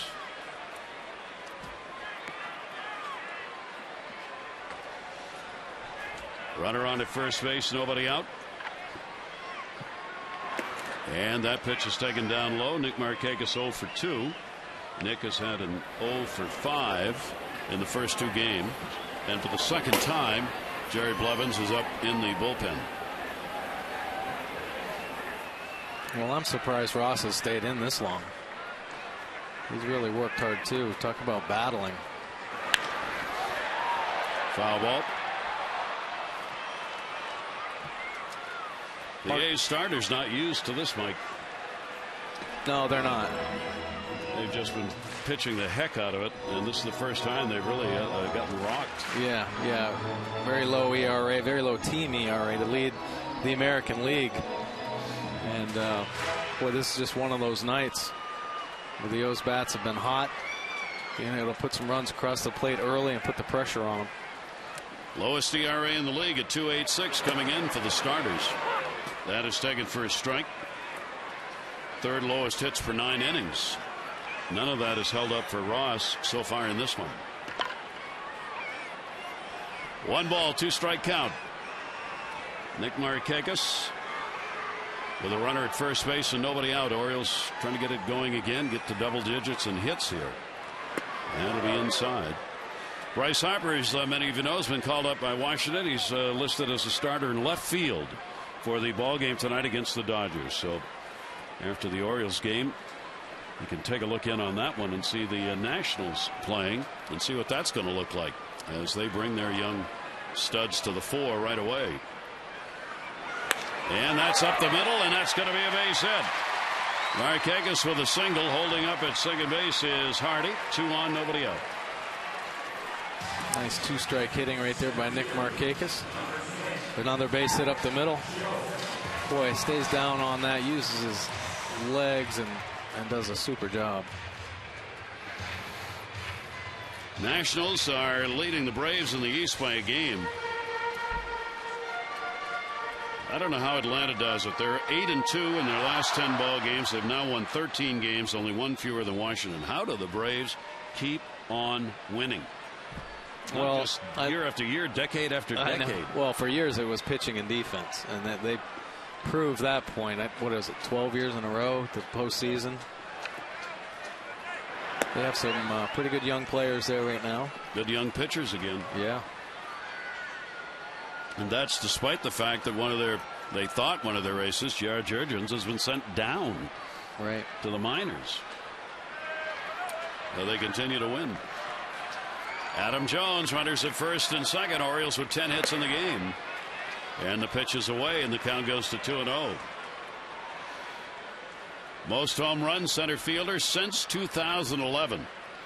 Only Superman Matt Kemp, Curtis Granderson, and Jacoby Ellsbury ahead of Adam Jones going back to last year and including this. Adam with 6 home runs so far this season. Yeah, we were talking about Adam earlier. You know, what are the Orioles going to do? And runner's going to go. Is that fouled off? Yes. His numbers every year keep getting better and better, and we continually see these stats where he's compared to some of the best outfielders in the game.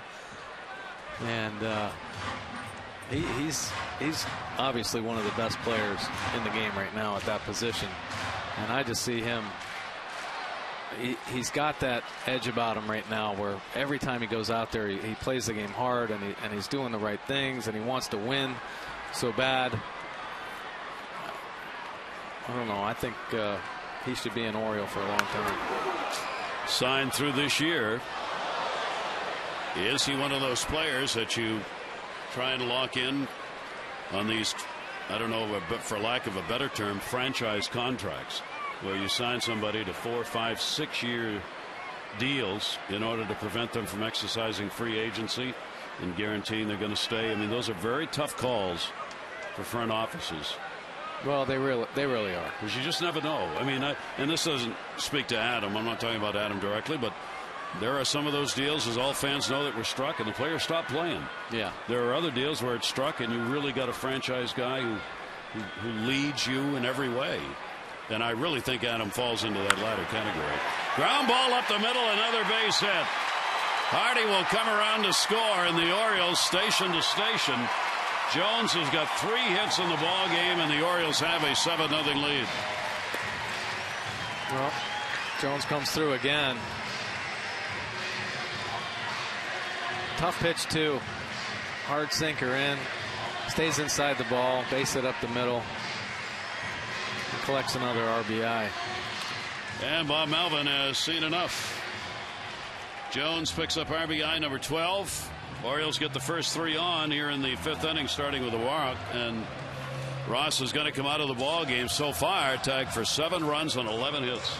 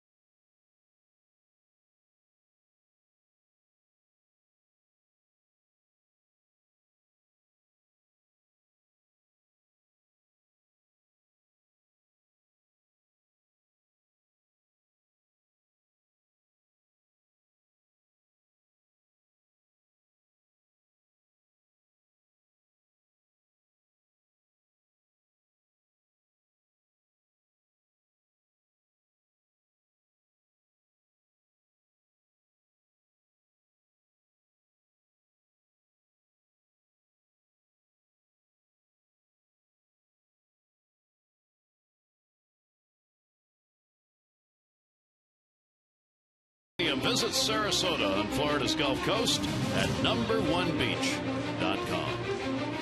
It'd be a bad place to be tonight. Here in the Northeast, it's getting a little cooler again. Well, the temperatures have stayed up there, and that's going to be it for Ross. He'll be responsible for the 2 runners on. Walked 1, struck out 2, 4+ innings, and 11 hits. And by far, toughest outing he's had in a while. He came in with a 2.13 ERA. Yeah, he's definitely had some success, but like we had talked about earlier, the Orioles had a pretty good plan coming into this game, and they executed it all night. Jerry Blevins, a left-hander, 28 years old. He's off to a bit of a tough start. See the lefties hitting .353 against him. He's allowed only 1 of 6 inherited runners to score so far. He has given up a couple of home runs, though. He gave up only 2 home runs in 26 games last year. He's given up 2 so far this year. And Blevins' first pitch will be taken down low by Wilson Betemit. The Orioles have Markakis on at second, Jones on at first. First 3 on for the Orioles here in the 5th inning. Betemit hitting 2 for 12 right-handed, 7 for 31 left-handed. 2 home runs have been hit left-handed. And the pitch is away. Blevins missing. Blevins last year with Oakland, 26 games all as a reliever, only 28 innings. The specialist coming on to get outs, but not against left-handers so far this year. Here's the 2-0 delivery, and that ball is going to be fair. He's out. He is tagged out at the plate, and Suzuki wanted to go to third to try and get another one. As Betemit put the ball fair. Now Melvin's going to argue that there was interference and there ought to be another out called, because Suzuki wanted to throw down to third with the runners going, and he couldn't do it. And he's not going to get it. What did he call it? Well, they called it fair ball, and he tagged him.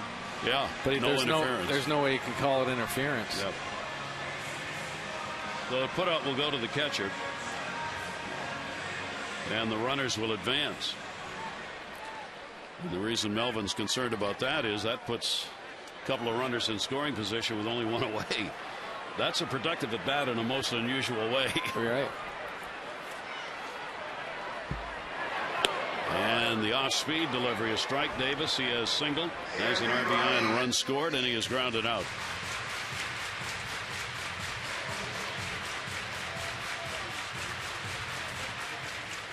The Orioles got a chance at a base hit here to get 2 more. The infield is drawn in. Here's the 0-1 delivery. Foul back. Orioles 4 for 7 with runners in scoring position tonight. And Davis, one of those with his base hit that came in the 2nd inning. Well, I think this is a good learning lesson for them tonight. Obviously, every time they've scored, they haven't tried to do too much. And I think in some situations, especially when an offense is struggling, that's why they do. They think they need to hit 3-run home runs. Boy, did he wait on that one. It'll go to Reddick. They're going to wave the run in. Here comes a throw to the plate. And safe. Jones.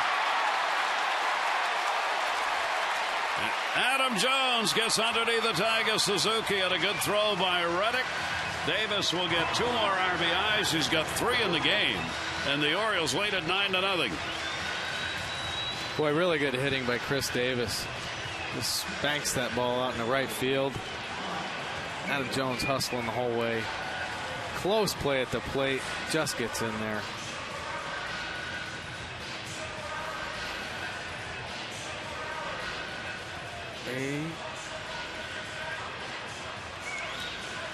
Well, close play. Bang, bang. Call possibly going the Orioles' way. Eric Cooper right on top of it, the home plate umpire. So the Orioles extend the lead to 9-0. And all 9 runs charged to Ross, the starter. 9 runs, 11 hits, and 4+ innings. Davis now with a 3 RBI ball game.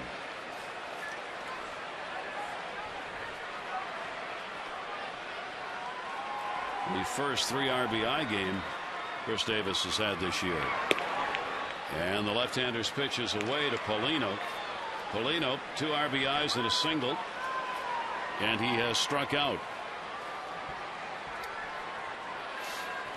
Orioles offense on fire here tonight. 12 hits, and the pitch is inside to him. They sure are. And as an offense, when you're feeling this good, you got to get greedy and just keep trying to get more, because hits are like gold. I think a lot of hitters in the Orioles lineup, as well as the A's, know that they just don't come often enough. There'll be no play on that one.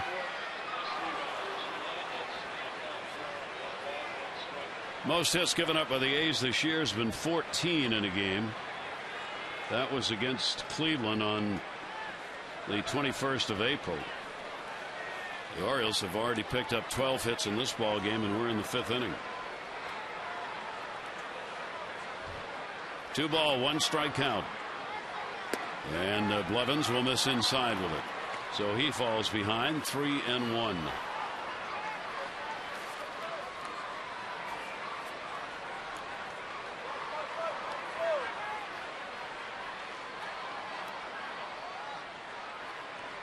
The 3-1 delivery, runner not going, and that is a strike.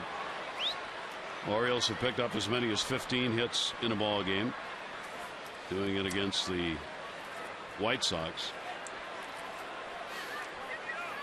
I'll tell you what, this is another thing that is impressive about this offensive performance tonight is the fact that the way that Orioles have been battling some injuries and some illnesses all week. A couple guys down with the flu, and it's good to see that they're still able to stay focused with guys that aren't feeling well and go out there and compete the way they are tonight. And a miserable night to do it in. It's been on and off, rain, cold. Yeah. We started at 57 degrees, and it's colder than that now. Here's Jim Presley. Going to tell you, Jim had one of his records with Seattle offensively tied in the ball game last night. Tell you about it in a minute. Here's the 3-2 delivery on the way. Paulino 9 irons it back. Last night, Michael Saunders had 2 home runs, including a 10th inning grand slam. The Mariners beat the Blue Jays. He's only the 3rd player in Seattle history to have hit at least 2 homers in a game, and one of them being an extra inning grand slam. Yes, Jim Presley did that. Wow. Presley had 2 home runs in a ball game, 1 an extra inning grand slam, and the other player was Richie Sexton in 2005. Presley did it in 1986 with Seattle. Well, Press had some great power when he played. Shattered bat. Played at third. Hughes goes to first with a runner going. No play at second. Davis goes down there. 2 down. Mid-Atlantic Sports Report coming your way Monday 5 to 6:30. Tom Davis, Mel Anton, and Phil Wood, Dave Johnson. They'll have all the latest news and information. That's Monday at 5 right here on Masson.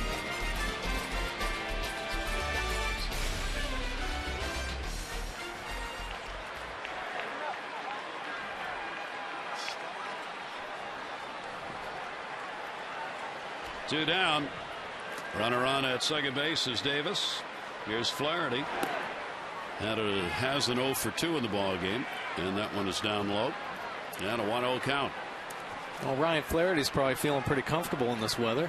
Yacht. You know, growing up in Maine, probably used to playing baseball in the cold. Sometimes snow on the field. Hot summer day. Right? Yeah.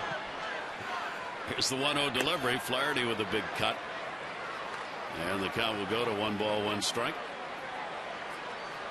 Blevins on in relief. Runner at second, his responsibility. And Flaherty trying to pick up the RBI. Flaherty got an RBI before he got a hit in his major league career. Has that hit now and has added a couple, in fact. Blevins wants the signs again.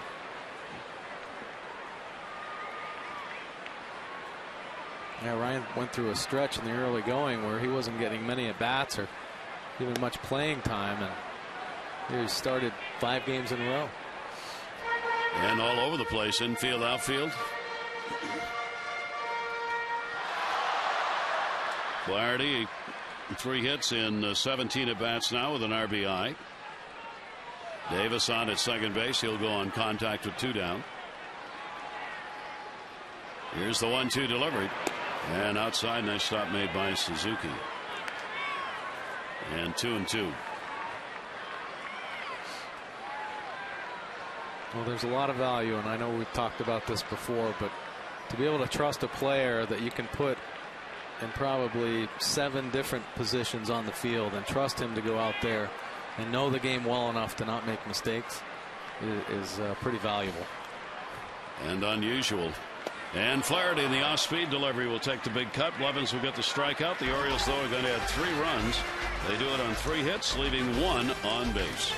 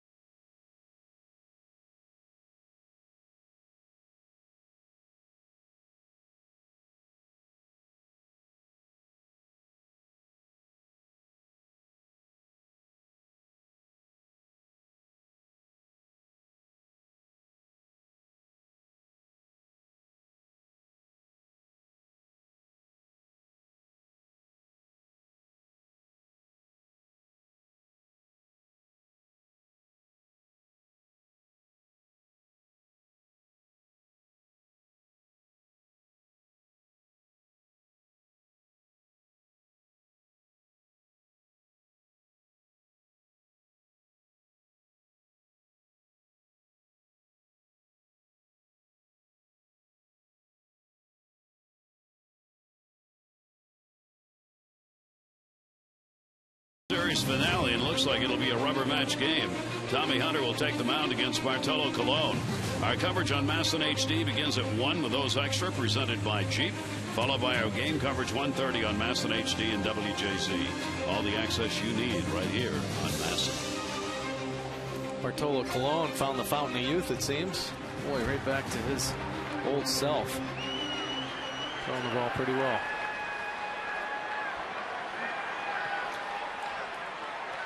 Cespedes will lead it off. He has struck out and popped out looking for his first hit in the series. He has gone 0 for 6. Gomes and Suzuki will follow as Chen continues out in his fourth start of the season. He's walked 2 and struck out 4 and up to 84 pitches, but in the second or third inning, you'd have thought right now he'd either be gone or be throwing about 125 pitches. Right. Yeah, no kidding. He's struggled getting ahead, but keeps battling. Obviously, the only time he's really been hurt was that ground ball up the middle. Literally. Yeah, exactly. One that got him. Right. The 26-year-old with a 1-1 delivery. And that's right off the end of the bat. Cued to Andino. That's 2 leadoff batters in a row now that he's retired after the first 4 had gotten on base. The most consecutive starts to begin a career, 5+ innings, and 2 or fewer earned runs for the Orioles. Sammy Stewart, Ben McDonald, Josh Towers, Alan Ramirez, and Wei-Yin Chen in that group, and has given up nothing here. Here's Johnny Gomes. He has walked him and called out on strikes, and the pitch is inside to him.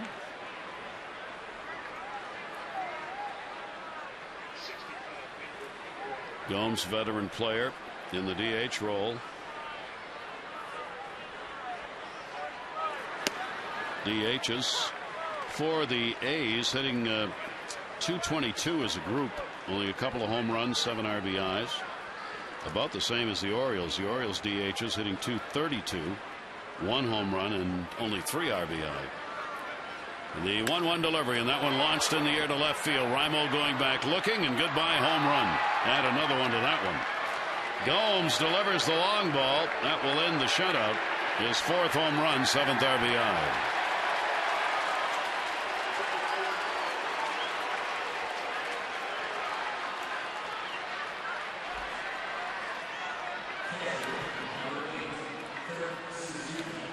Well, Gomes pretty aggressive on this pitch. Gets a good part of the bat on it, and he knows he got it right when he hit it. Really Chen's been battling all night, but the only mistake that's really hurt him right there, solo home run. That is the 7th home run that Gomes has had in this ballpark in 28 games. 7 home runs in 28 games here at Camden Yards. He's only a .202 career hitter in this yard, but when he gets him, he gets a long ball. Here's Kurt Suzuki. It'll be the 3rd home run surrendered by Chen, 2nd to a right-hander. Suzuki has a single, and he is flied out, and it's a 9-1 ball game. So the A's are going to avoid their 5th shutout. As we mentioned last night, amazingly, they've been involved in 8 shutout games. 4 where they've been shut out, and 4 where they have shut out the opponent. Good pitch by Chen. 1-2.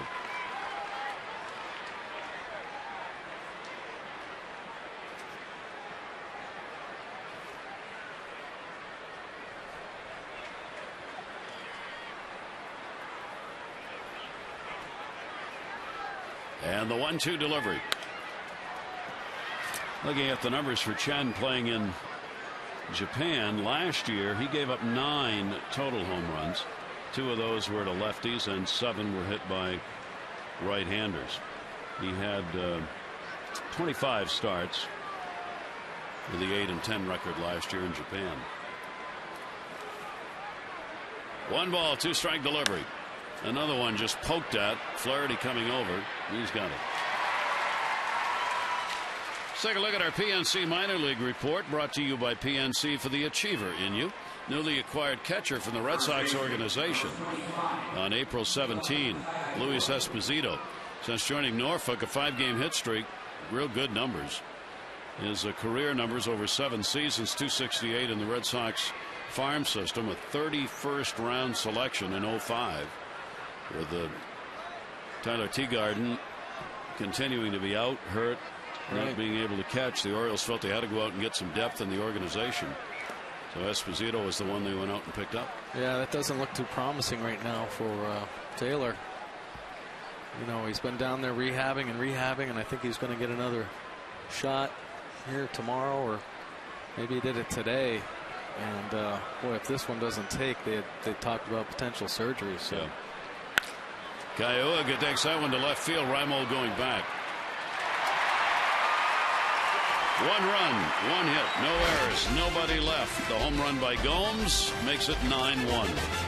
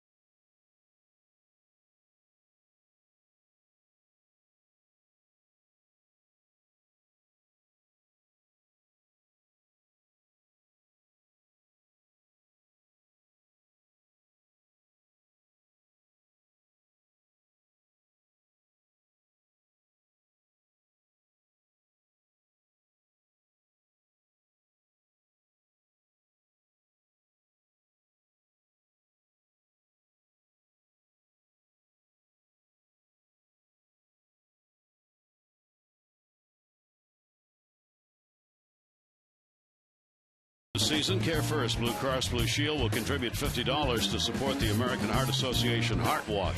To date, the Orioles have drawn 51 walks, total of $2,550. Care First Blue Cross Blue Shield encourages each of us to take that first step towards a healthier and more active lifestyle. So Blevins is out of there an inning with a strikeout and a hit, and Pedro Figueroa will come on to face the Orioles for the first time this year.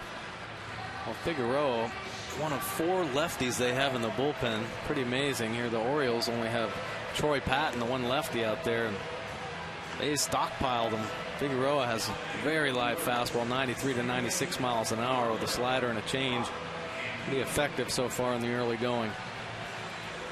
We will see probably a number of players out of the bullpen in this ball game, being 9-1. Since Bob Melvin will not want to overthrow anybody, try and keep a fresh pen for tomorrow's game as well. But Showalter, Chen has worked his way through 6 and will continue on for the Orioles into the 7th inning with a big lead. So Pedro Figueroa, the 26-year-old out of the Dominican Republic, missed most of last year, almost all of it, except for a couple of starts with Tommy John surgery. So he's coming back off that. He had only 2 starts in the Arizona Rookie League after he came back from the surgery last season. So he really hasn't pitched in a year coming into this season. He was at one point their organizational pitcher of the year. Robert Andino will take it up high for a ball. Andino, 2 singles, a run scored. Up and down the lineup, contributions. The 1-0 delivery. Andino with a big cut, faded away on that one, 1-1. Good aggressive swing right there by Robert. Sticking with his approach. I was talking earlier today, and sometimes when he gets in trouble, he just starts overthinking in the box. He thinks, oh, well, I got a base hit on a fastball. I know he's going to throw me a slider my next at bat. But when we were talking, we say, well, he's not going to throw you 5 sliders. He's going to give you a fastball at some point, so stick to your game plan. And he's had a nice night tonight. Really good adjustment. And against the left-hander, he's going to add to it. So Andino's got a 3-hit ball game, and the Orioles have the leadoff man on here in the 6th inning. Discover Birdland's best family value and entertainment. The Junior Orioles Dugout Club, 14 and under. The kids get tickets to 10 games, the great hat, the membership card, a backpack, and more, and it's only $20. You also get exclusive giveaways at the yard. Family and friends can then get tickets for as low as $6. And tonight was game 1 for Dugout Club members. Still plenty of fun left for the whole family. Get your tickets now at Orioles.com/Dugout Club. Young man enjoying it right there, getting the replica sculpture out that all of the fans got tonight of Frank. Where is it? Can we see it? Can you bring it out, Mom? Would you help us? Oh, there it is. He's got it in his hand. You liking it? There's Reimold. He'll take the pitch inside. Reimold a single, 1 for 3 in the ball game. Nolan now with a 13-game hit streak, and the Orioles have a 13-hit game. 3 hits Jones, 3 hits Andino. Up high. Hardy's got an RBI. Jones has got 1. Batamete's got 1. Davis has got 3. Paulino has got 2. Andino has got 1. Talk about spreading it out. The only one who hasn't had a hit or scored is Ryan Flaherty, and he'll get another chance in this game. And that's outside for a ball.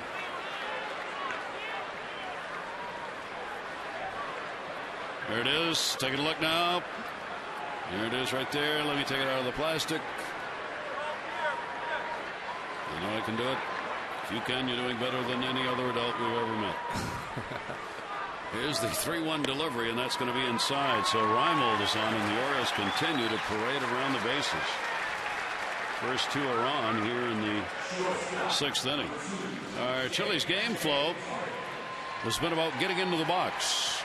If you can get the box open and you have small enough hands and get into it, then you can pull it out. And once you pull it out, you can rip the plastic and take the bat out of the hand of Frank Robinson, which many pitchers tried to do unsuccessfully. That man in the blue jacket got it done. That's our game flow. That's good. Here's Hardy. He has a walk, sac fly, and is grounded out. Well, Mom should take care of that replica sculpture right there, because that's pretty special. But I know bobbleheads and sculptures are pretty dangerous in the hands of youngsters. I used to bring home a few back when I used to play, and it was inevitable to find heads rolling around in the living room or the kitchen with the bobbleheads. Springs all over the place. Bobbleheads didn't live very long in our house. Giving a whole new meaning to parents who say heads will roll. Here's the 1-1. How many? You have 5 children, right? 6? Make it 6.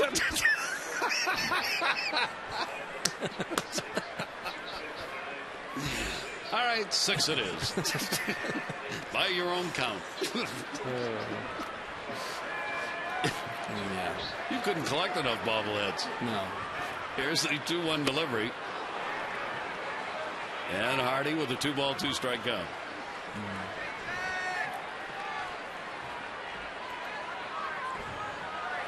Now, when you're growing up in Maine, you got to have a lot of kids. Somebody's got to shovel. Somebody's got to cut the wood. Somebody's got to stoke the stove. Somebody's got to take the ashes out. Somebody's got to help Mom cook.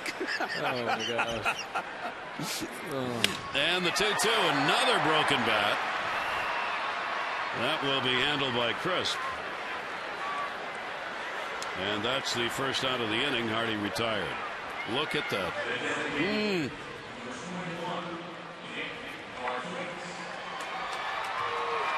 The bat makers, along with Major League Baseball, have tried to reconstruct those bats so that they are less likely to shatter. But early on this year, we've seen a lot of that.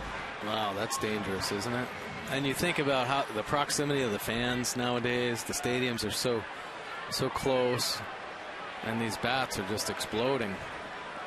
And I know you're right. They have been trying to make them stronger, but the danger is still there, not only for the players, but the fans especially. The players do not want to give up on these narrow-handled bats and on the wood that's being used in them. Right, these maple bats. These maple bats. So as a result, we continue to see them being broken. Here's the 1-0 delivery to Markakis. 2 on, 1 down.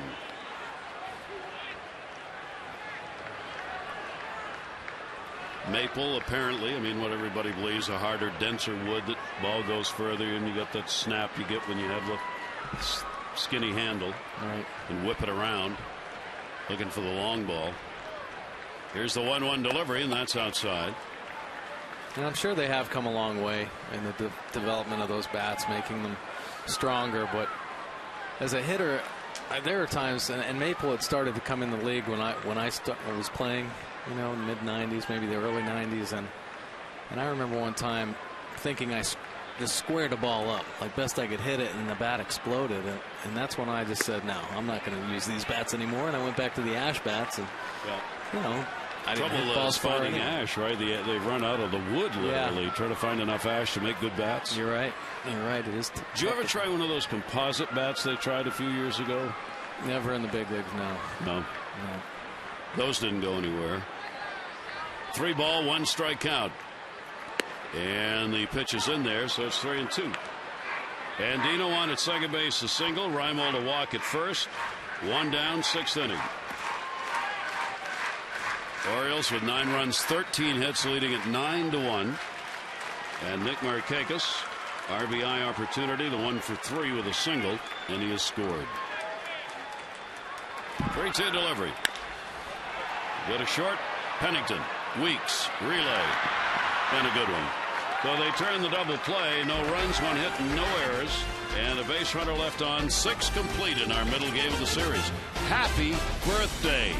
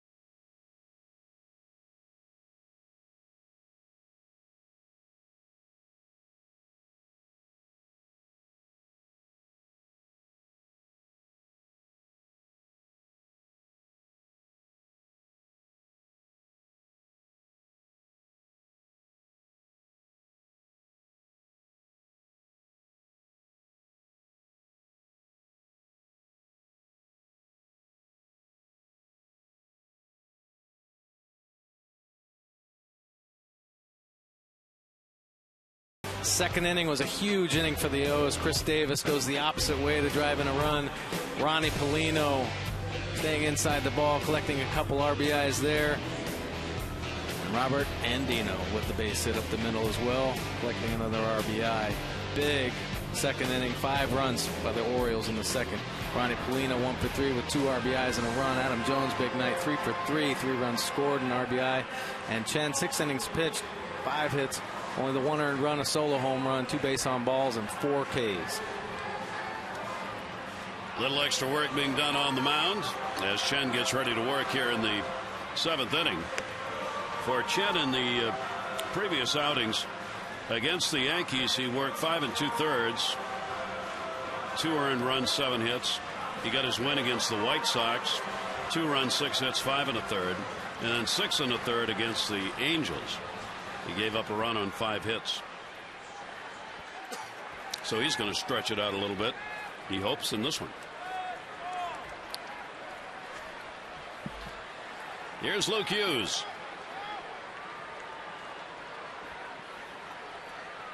Hughes, Pennington, and Weeks at the top of the order, and the strike is in. Hughes called out on strikes and is flied out. 3-game win streak on the line for the A's, their first 3-game win streak of the year. That ball's going to be into left field. Raimo will try and cut it off. Gets lined up to throw to second base. Nice play as he holds him to a long single. Hughes is on to start the 7th. Oriole Park, perfect setting for your next group outing. Gather up family, friends, co-workers, colleagues, and have a nice day or night here at the ballpark. Discounted ticket prices for groups as small as 15 and party facilities up to 1,000. Camden Yards can make your group outing an experience you'll never forget. 888-848-BIRD or Orioles.com/group. Hit number 6 for the A's. Pennington. He is flied out twice. Orioles will play Davis behind the runner at first base, with the score being 9-1 here in the 7th.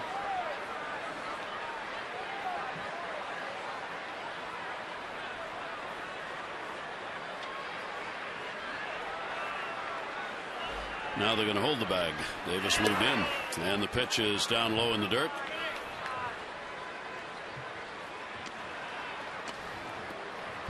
(13 out of 27 first pitch strikes. You'd like it to be a good deal higher than that. 5 of the 7 innings, leadoff man has been on. He'd like that to be a good deal lower, but he'll take the 9-1 lead. Here's the 1-1 delivery in the air to center.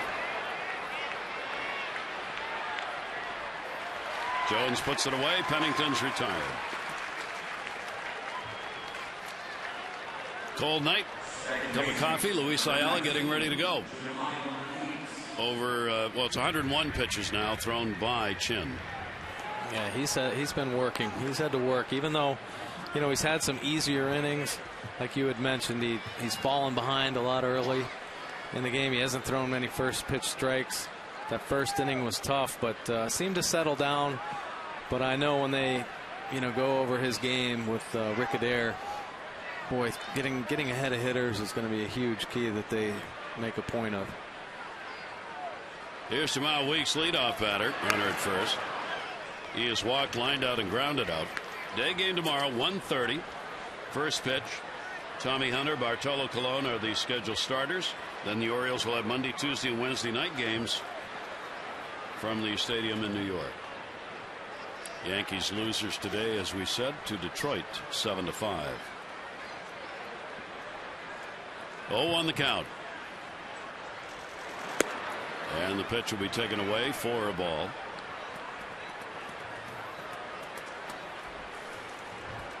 One ball, 1 strike count. Chen with just the 2 walks, including the one that started the game, and both of those came in the first inning. He had to make adjustments to the strike zone, and did. Pitch will be down low, and the count will go to 2-1. You know, we've talked about Chen's composure out there, how, you know, he's so refined and has great poise on the mound. That first inning being so tough, but obviously hasn't rattled him. He's been able to compete and go deep into this game. Weeks will foul it back. trying to get out of an 0 for 8 at the plate, and Chen loved to get the ground ball if he could here with Hughes on at first and 1 out. Looks like Chen's going to be a fly ball pitcher early on, at least. That's where the majority of the outs have come from. Right. About a 2-1. See the ground ball, fly ball, strikeouts right there. 12 fly ball outs. 2-2 pitch, and that's a big chopper to short. Hardy, they're going to have to hurry. Andino not in time. Good try, but that ball had some height as a grounder. Yeah. That was going to be a tough ball to get a double play on, and Robert Andino let J.J. Hardy know that he was flying down the line. He'd get that high chop right there. And the only way you're going to turn that is if you can come in and get that ball, but it's just too far up there. It's almost on the grass. Quick transfer, though, by J.J. Hardy and Robert Andino. Anybody else running, that's a double play, but Weeks is flying down the line. So there are 2 away, and now Weeks is on at first base. Chris, 2 singles, and he is flied out.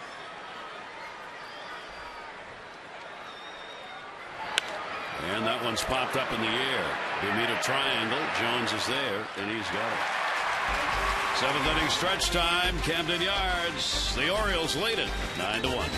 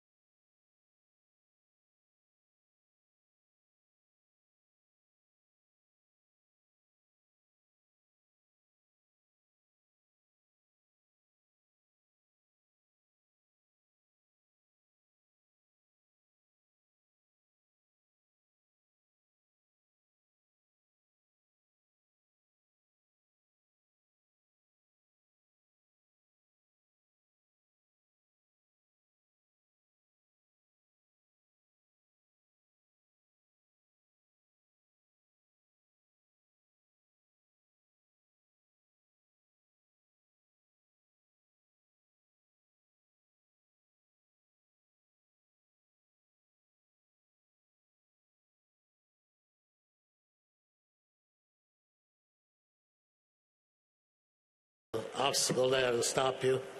If you would just take the time to maybe look on the other side, there's better things there. When I was traded here to Baltimore, I was really crushed because I spent 10 years in the Reds organization, and I was looking to finish my career there. So when the trade came, I was really upset. But I tell you, it didn't take me but about a week to get over it, and I was happy to come here. And I was happy to be a part of this organization. This is the organization where this ball club and this organization and I came together, and we became recognized over the country. Everybody knew who Baltimore was after the '66 season. We took a couple of years off before we knew how to get it right again, '69, '70, and '71, and we were back at it. He was a great bunch of guys, and I cannot sit in and say, and one of the greatest is not here today, and my prayers and things go out to him, and that's my brother, Brooks Robinson.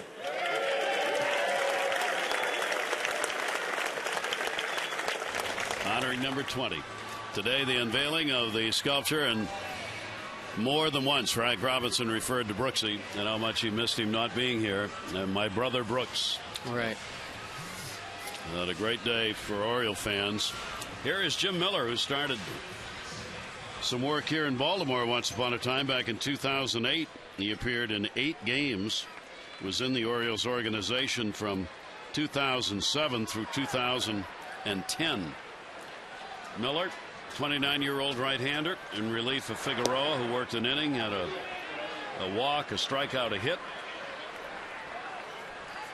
And a new catcher, Anthony Recker, in for Suzuki. Well, Suzuki probably gets the start on the Sunday afternoon game. Foul back into the screen. Adam Jones looking for a 4-hit game. He has 3 singles, an RBI, and he has scored 3 runs in the ball game. Now hitting at .337 on the year. of those 12 batted in. Well, I think everybody that Frank Robinson played with and Brooks Robinson, it seems like those teams, they were all brothers. You know, they were so together.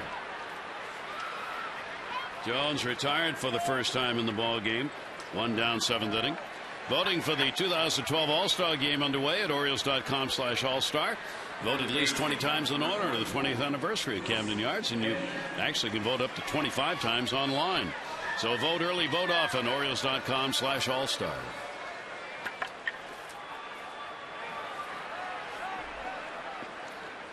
Said Miller had worked in the Orioles organization. He was drafted by Colorado originally and traded to the Orioles in 2007, along with Jason Birch.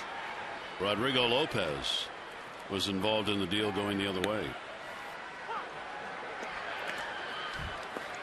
Well, Miller on, the 4th pitcher used, pitcher of record, the starter Tyson Ross, 9 runs, 11 hits, and 4+ innings. He is the pitcher of record for the A's. And that one will come inside. Benavidez had a double single and been put out at the plate on a little roller that Suzuki, who was catching at the time, picked up and tagged him out on.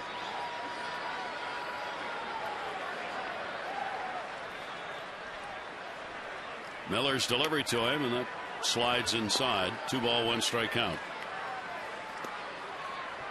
Wilson's been picking it up at the plate a little bit as of late. Obviously tonight a couple hits, but it would be nice to have that bat going as well. Switch hitter, help out the offense a little bit more. Start to push his average up a little at 239 now.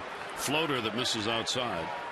Remember, the Orioles have picked up these 9 runs on 13 hits against a staff that over their previous 9 games had an ERA of 1.9. They had given up nothing.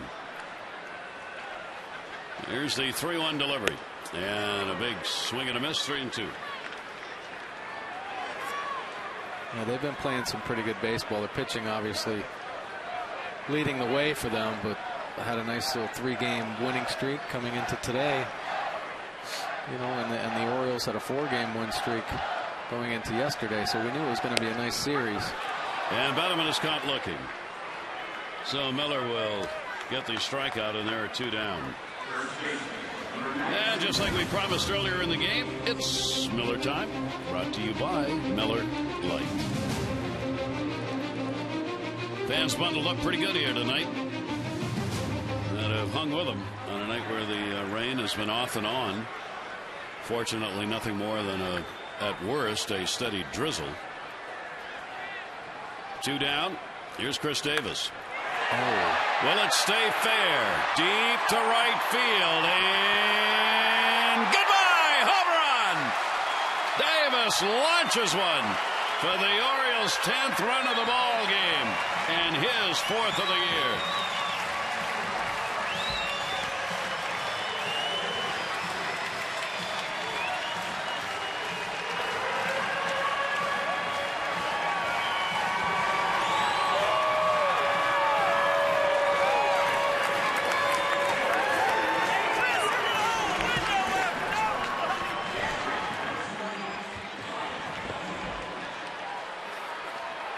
Well, that's a pretty good night. It sure is. 3 for 4 with a home run. Couple RBIs. And that ball made a loud noise off the bat. Ooh, and it had some height and some distance. Great swing being able to get to that ball. And it's out on Utah Street somewhere. Boy, did he hit that. He did. You know, when you look at Chris Davis's night, obviously very successful night, but I think it all stems from that very first at bat when he hit that line drive to left field. You really feel good about yourself as a hitter when you can back a ball up and hit a nice line drive the other way, and built his confidence all the way through this night, and obviously finishing up there with that huge home run. And Polina will take it away. So Davis has a 4 RBI ball game. With 2 singles and a home run. 4 home runs on the year. He equals his career high in RBIs in a ball game. And now has 11 on the season for the Orioles. He's had a tremendous homestand for Chris Davis. In this stand, he's now picked up 7 RBIs in this, the 5th game that the Orioles have played. 3 home runs. Those are some great numbers. Wow. When you get that big boy rolling, his power potential is amazing. 3-ball, 2-strike count on Paulino. 2 down, nobody on. And he'll foul that the other way. Paulino had a 2 RBI single, second inning. The Orioles got 5 runs, 6 hits in the second, and have not looked back. The A's getting their only run in the 6th inning on the Gomes homer. And the Orioles have kept tacking runs on to make it a 10-1 ball game. And Davis with a ball game and a homestand to be remembered. Here's the 3-2 delivery and a towering fly ball to left. Crisp. He's got it. That'll retire the side. Orioles get a run on a hit. No errors, nobody left on base. For Chris Davis, a launch shot. 10-1.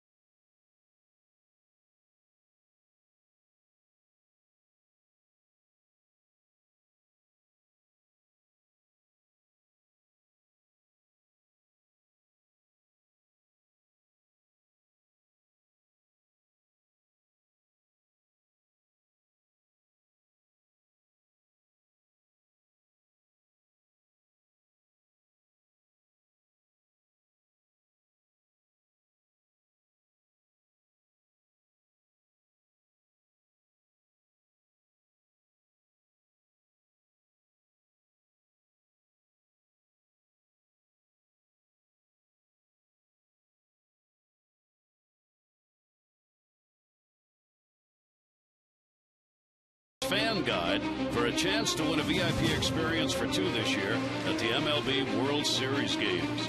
Presented by Scott's, the official lawn care company of MLB. Luis Ayala will come on to work for the Orioles as Chen is out of there with a chance to win his 2nd ball game, giving up just the 1 run on 6 hits over 7. And Ayala, who has been a model of consistency for the Orioles, will pitch here in the 8th inning. We have to feel pretty good right now, first of all, about Chen being able to go so deep into the game after that rough 1st inning, and only comes out of there giving up 1 run, the solo home run to Johnny Gomes. But here you go, best bullpen in baseball, going at it. Well, 2nd best. Oakland A's obviously best. We've been talking about these matchups, but still have to feel pretty good about ourselves in this situation. Ayala coming in right now. Ayala will be working to the middle of the order. Reddick, Cespedes, and Gomes. Chen threw 107 pitches in his performance, and Davis helped him out with the 4 RBI night. Here's Josh Reddick. Reddick's had an 0 for 3 in the ball game, and the pitch is in there for a strike. So Chen's got a chance to go 2-0, and this is 4th start. Reddick, the 0-1 to him, will be off the end of the bat and fouled.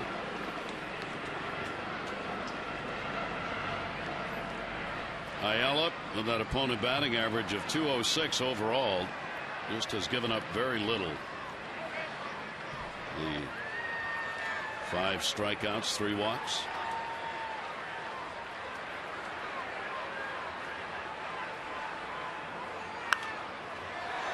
And that That's going to go back into the seats. That home run by Davis did end up on Utah Street. It is the 59th time in the 20-year history of the ballpark that anyone has had a home run on the fly to Utah Street, and of the 59, 25 have been hit by Orioles. You got to get it over the fence, over the crowd, over the umbrellas, and out onto the street, and it'll one-hop the warehouse. And a 2-strike count. Luke Scott had one last year in June, was the last Oriole to put one out on Utah Street. That is about as high and far combined as we've seen out there. Oh my goodness, did that ball get up there? The only question was whether it was going to stay fair. 2-strike count on Reddick. Ayala just missed outside. A nice pitch right there. He's able to, really work that ball with his movement. That was a little backdoor cutter. He has a nice sinker.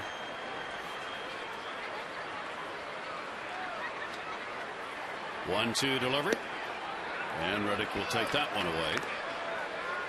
Evens the count up, 2 balls and 2 strikes.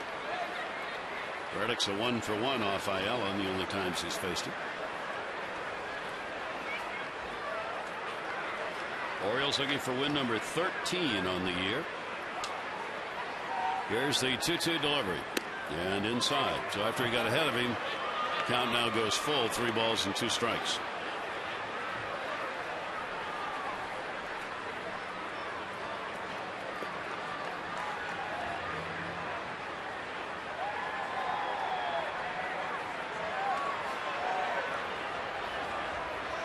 And the full count delivery by Ayala will be fouled away. The A's kind of waiting on the ongoing issue about whether or not they're going to get a new ballpark. They want to move to the South Coast area, down further south of Oakland, San Jose area, and somewhere for a new yard. They've got the site picked out and everything, but the trouble is the Giants have the rights. Swung on and hit the umpire on that one. Eric Cooper took the foul tip. Yeah, he wore that one. Boy, the umpires have had an interesting series already. Just the first couple games. Had a little World Wrestling. Kellogg took one in the neck also last night. Cooper takes one right there. Looks like in the hip or in the stomach. And the count stays at 3-2. Jeff Kellogg, who is now available on YouTube. Here's the 3-2 delivery. And that one got stroked. Jones going back in center field, and Reddick will get one right off the top of the wall. It will be a double, and just miss being a home run. His first hit of the ball game. With 4 strikeouts so far, David, you have won a total of $900 from the Maryland Lottery. For your chance to be the Maryland Lottery contestant of the game, play Strike It Rich scratch-offs and enter your non-winning ticket codes at mdlottery.com/strikeitrich. And David, maybe more to come. Nobody out. Cespedes coming up. He's had an 0 for 3 in this one, and 0 for 7 in the 2-game set. Reddick on with the 7th hit of the ball game for the A's. And Cespedes will take it inside for a ball. Orioles done a pretty good job this year against opponents' cleanup hitters. 79 at bats, giving up 19 hits, holding them to a 240 average with 17 strikeouts. And we've been talking about here the first couple weeks how well the pitching's doing, and they've been able to pick the power guys out and really shut them down. Batista, of course, huge power hitter in the American League, held him to just 3 hits over the last series against the Blue Jays. Pujols, of course, not the number 4 hitter, but one of the greatest hitters in baseball, shut him right down. I don't even think he got a hit, and having good success right now tonight against the Cespedes. Good job, and you can hold down those RBI people. That's generally what they are in that number 4 spot. Here's the 1-1 delivery. That's going to go to short. Hardy's got it. Try for 2. Oh, couldn't hang on. Would have had him. Second base umpire Tim Timmons was ready to call him out, but Andino couldn't quite hang on to it, so they'll get the out at short. JJ smiling about it, but my goodness, we've seen JJ with a quick release all night, a couple backhand plays, and Adam for sure. Robert Andino upset at himself for not being able to hold on to that ball. But JJ and Robert have been working really well here in the early going this year. Some nice double plays, quick hands by both of them. So the runner remains at second with one down.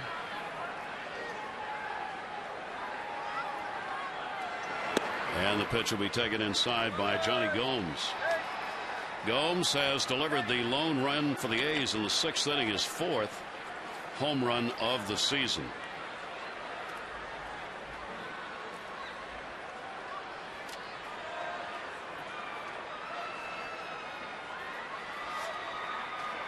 One-0 delivery to Gomes coming. Short. Look out. Oh, somebody cover it. Betamit, Hardy. You don't want somebody injured in a 10-1 game on a little bitty bloop.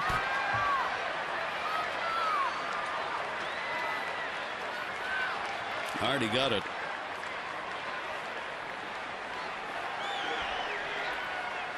Yeah. Boy, I think both of them were calling it. Bad collision. Lucky nobody got hurt. Actually, Betamit got it. I thought Hardy had it. Yeah, really surprised nobody got hurt, because that's a Wilson Betamit's a pretty big guy. JJ Hardy as well. And good collision. Not like they're running full speed like outfielders do when they go into the gap, but still, when you make contact like that. And this one to third on the ground. Anthony Rucker's first at bat to catch it. And that will do it. No runs, one hit, no errors, one left on base. Bottom of the 8th coming up. 10-1-0s.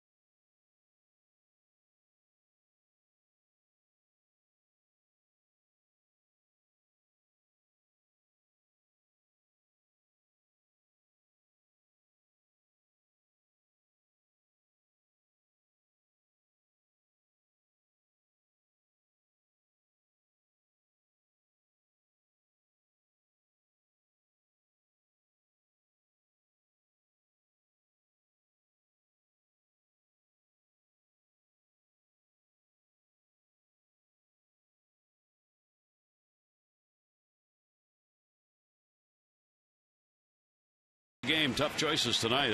Adam Jones has had a 3-hit ball game, 3 runs scored, RBI. Outstanding performance by Chen in the sense that he battled through it, gave up only a run on 6 hits over 7. Ronnie Polino in the ball game, 2 RBI base hit. Text in your vote, A, B, or C. 318-26. Betamit and Hardy talking about their coming together. Yeah, good. I mean, it's nice to see him smiling about it. Obviously, they recorded an out and nobody got hurt, but you know, unfortunately, nobody stayed on their feet. They both went down, so nobody gets bragging rights. They can't go into the locker room tonight and say, well, I stayed on my feet. They both hit the dirt.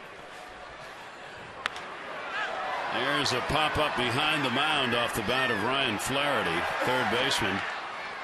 Hughes is there to put it away. 1 down. Honey, please don't go into labor yet. It's only the 8th inning. I'm not sure you really wanted that on TV, especially if your wife's watching. That is not the way Not the way to probably get loving hugs when you get home. Oh, my goodness. I just don't think that's going to happen. He stole my sign. I used to. He stole your sign? Yeah. Yours is much more worn. And the pitch is outside Robert Andino.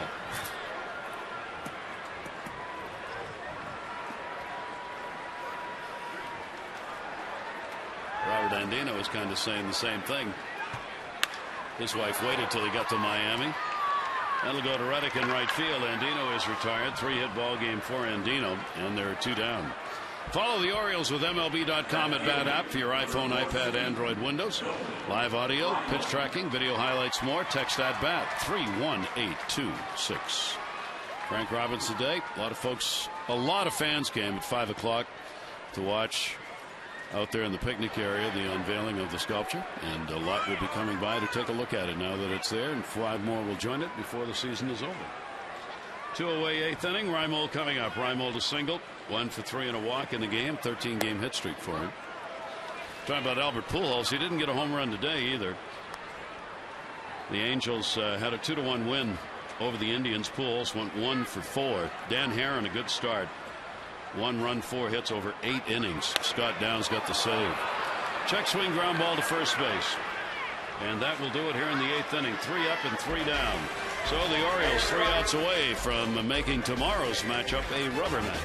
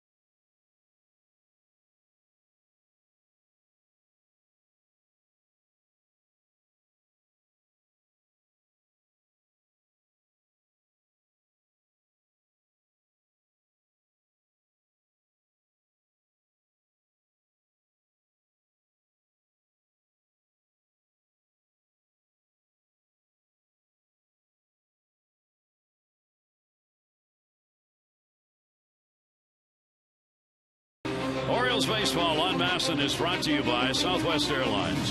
Find our fares online only at southwest.com.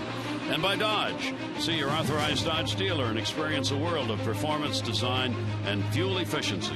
Schedule a test drive or go to Dodge.com. Check out their powerful lineup. So the Orioles only needing 3 to wrap up this ball game. Ayala will stay on to do the pitching here in the top of the 9th inning. Kiowa at the plate. He is singled, 1 for 3. Now 1 for 5 in the 2 games. Bottom third of the order due up. And the pitch will be taken down low. Now, if there are no more runs scored, or if there's only 1 more scored, the Orioles are going to try and continue that amazing number that we have talked about. The Orioles have won 55 consecutive games when allowing 2 or fewer runs. 55 in a row. Their last loss when allowing 2 or fewer runs was August 20 of 2010. And if this game stays the way it is, they're going to have their 56th consecutive. Here's the 2-1 delivery. That'll be fouled outside of first base. Ross, a very tough start for the A's. 9 runs, 11 hits over 4. Could take the loss. He'd be 1-1. Chen, 2-0 if the Orioles maintain this lead with a strong 1-run, 6-hit, 7-inning performance. Strong in the results. While you were watching it, you wondered how he was getting it done. Right. Where are the mirrors? Exactly. But he battled through it. That's going to be knocked down. Andino, nice play.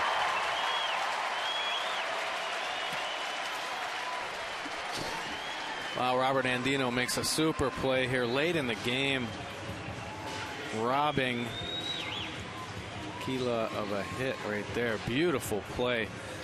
You know what's more important about this play is here the Orioles are up, 10-1 in the 9th inning, and Robert Andino makes a spectacular play, a highlight film play. There's no let up right there. That means a lot to the team, showing that you just keep playing no matter what. He's going to play that way if it's 10-1 Orioles or 10-1 A's, making plays like that. That's a super job. Luke Hughes, the 27-year-old, updating you on the voting for the AT&T Player of the Game. It looks like this. Still time to text in your vote. A, B, or C, the 31826 results in the O's Extra post-game show. Luke Hughes, the 27-year-old out of Perth, Australia. And he will take the pitch for a strike. Played for Minnesota last year, 96 games, 287 at-bats. Hit just .223, 7 homers, and 30 RBIs. Now playing at third base. And the 2-1 delivered. And that is taken for a strike from Ayala. When I did a lot of hockey, I always used to love to pick out players on different teams that I considered to be, used to call them the conscience of the team. They were the guys, what you're talking about with Andino at second base. No matter what the score, no matter what the situation, and a strikeout, you got 100%, you got effort, always. And it forced the other players on the team to look and ask, am I doing that? Yeah. Am I playing that same way? I love those kind of guys because it's a form of leadership to me by athletes. Oh, there's no doubt about it. It's such a special play, and it doesn't matter what inning it is. You're supposed to play hard, but especially late inning ball games, whether you get blown out or you're blowing somebody else, to continue playing with that same sort of intensity all the way through. You're exactly right. It means so much to the team and the effort that everybody's supposed to be giving out there. Here's Cliff Pennington. Oriole fans are up, 2 down, nobody on. 9th inning, Pennington 0 for 3. Copyrighted telecast presented by authority of the Orioles may not be reproduced or retransmitted in any form. The accounts and descriptions of this game may not be disseminated without the express written consent of the Orioles. Pennington, fly ball coming over. Reimold, and it's over. 26,926. Frank Robinson tonight had a lot to cheer about, as the Orioles come away with an impressive 10-1 win and set up the rubber match for tomorrow as they out-hit the A's 14-7. Chen goes 2-0. Ross is 1.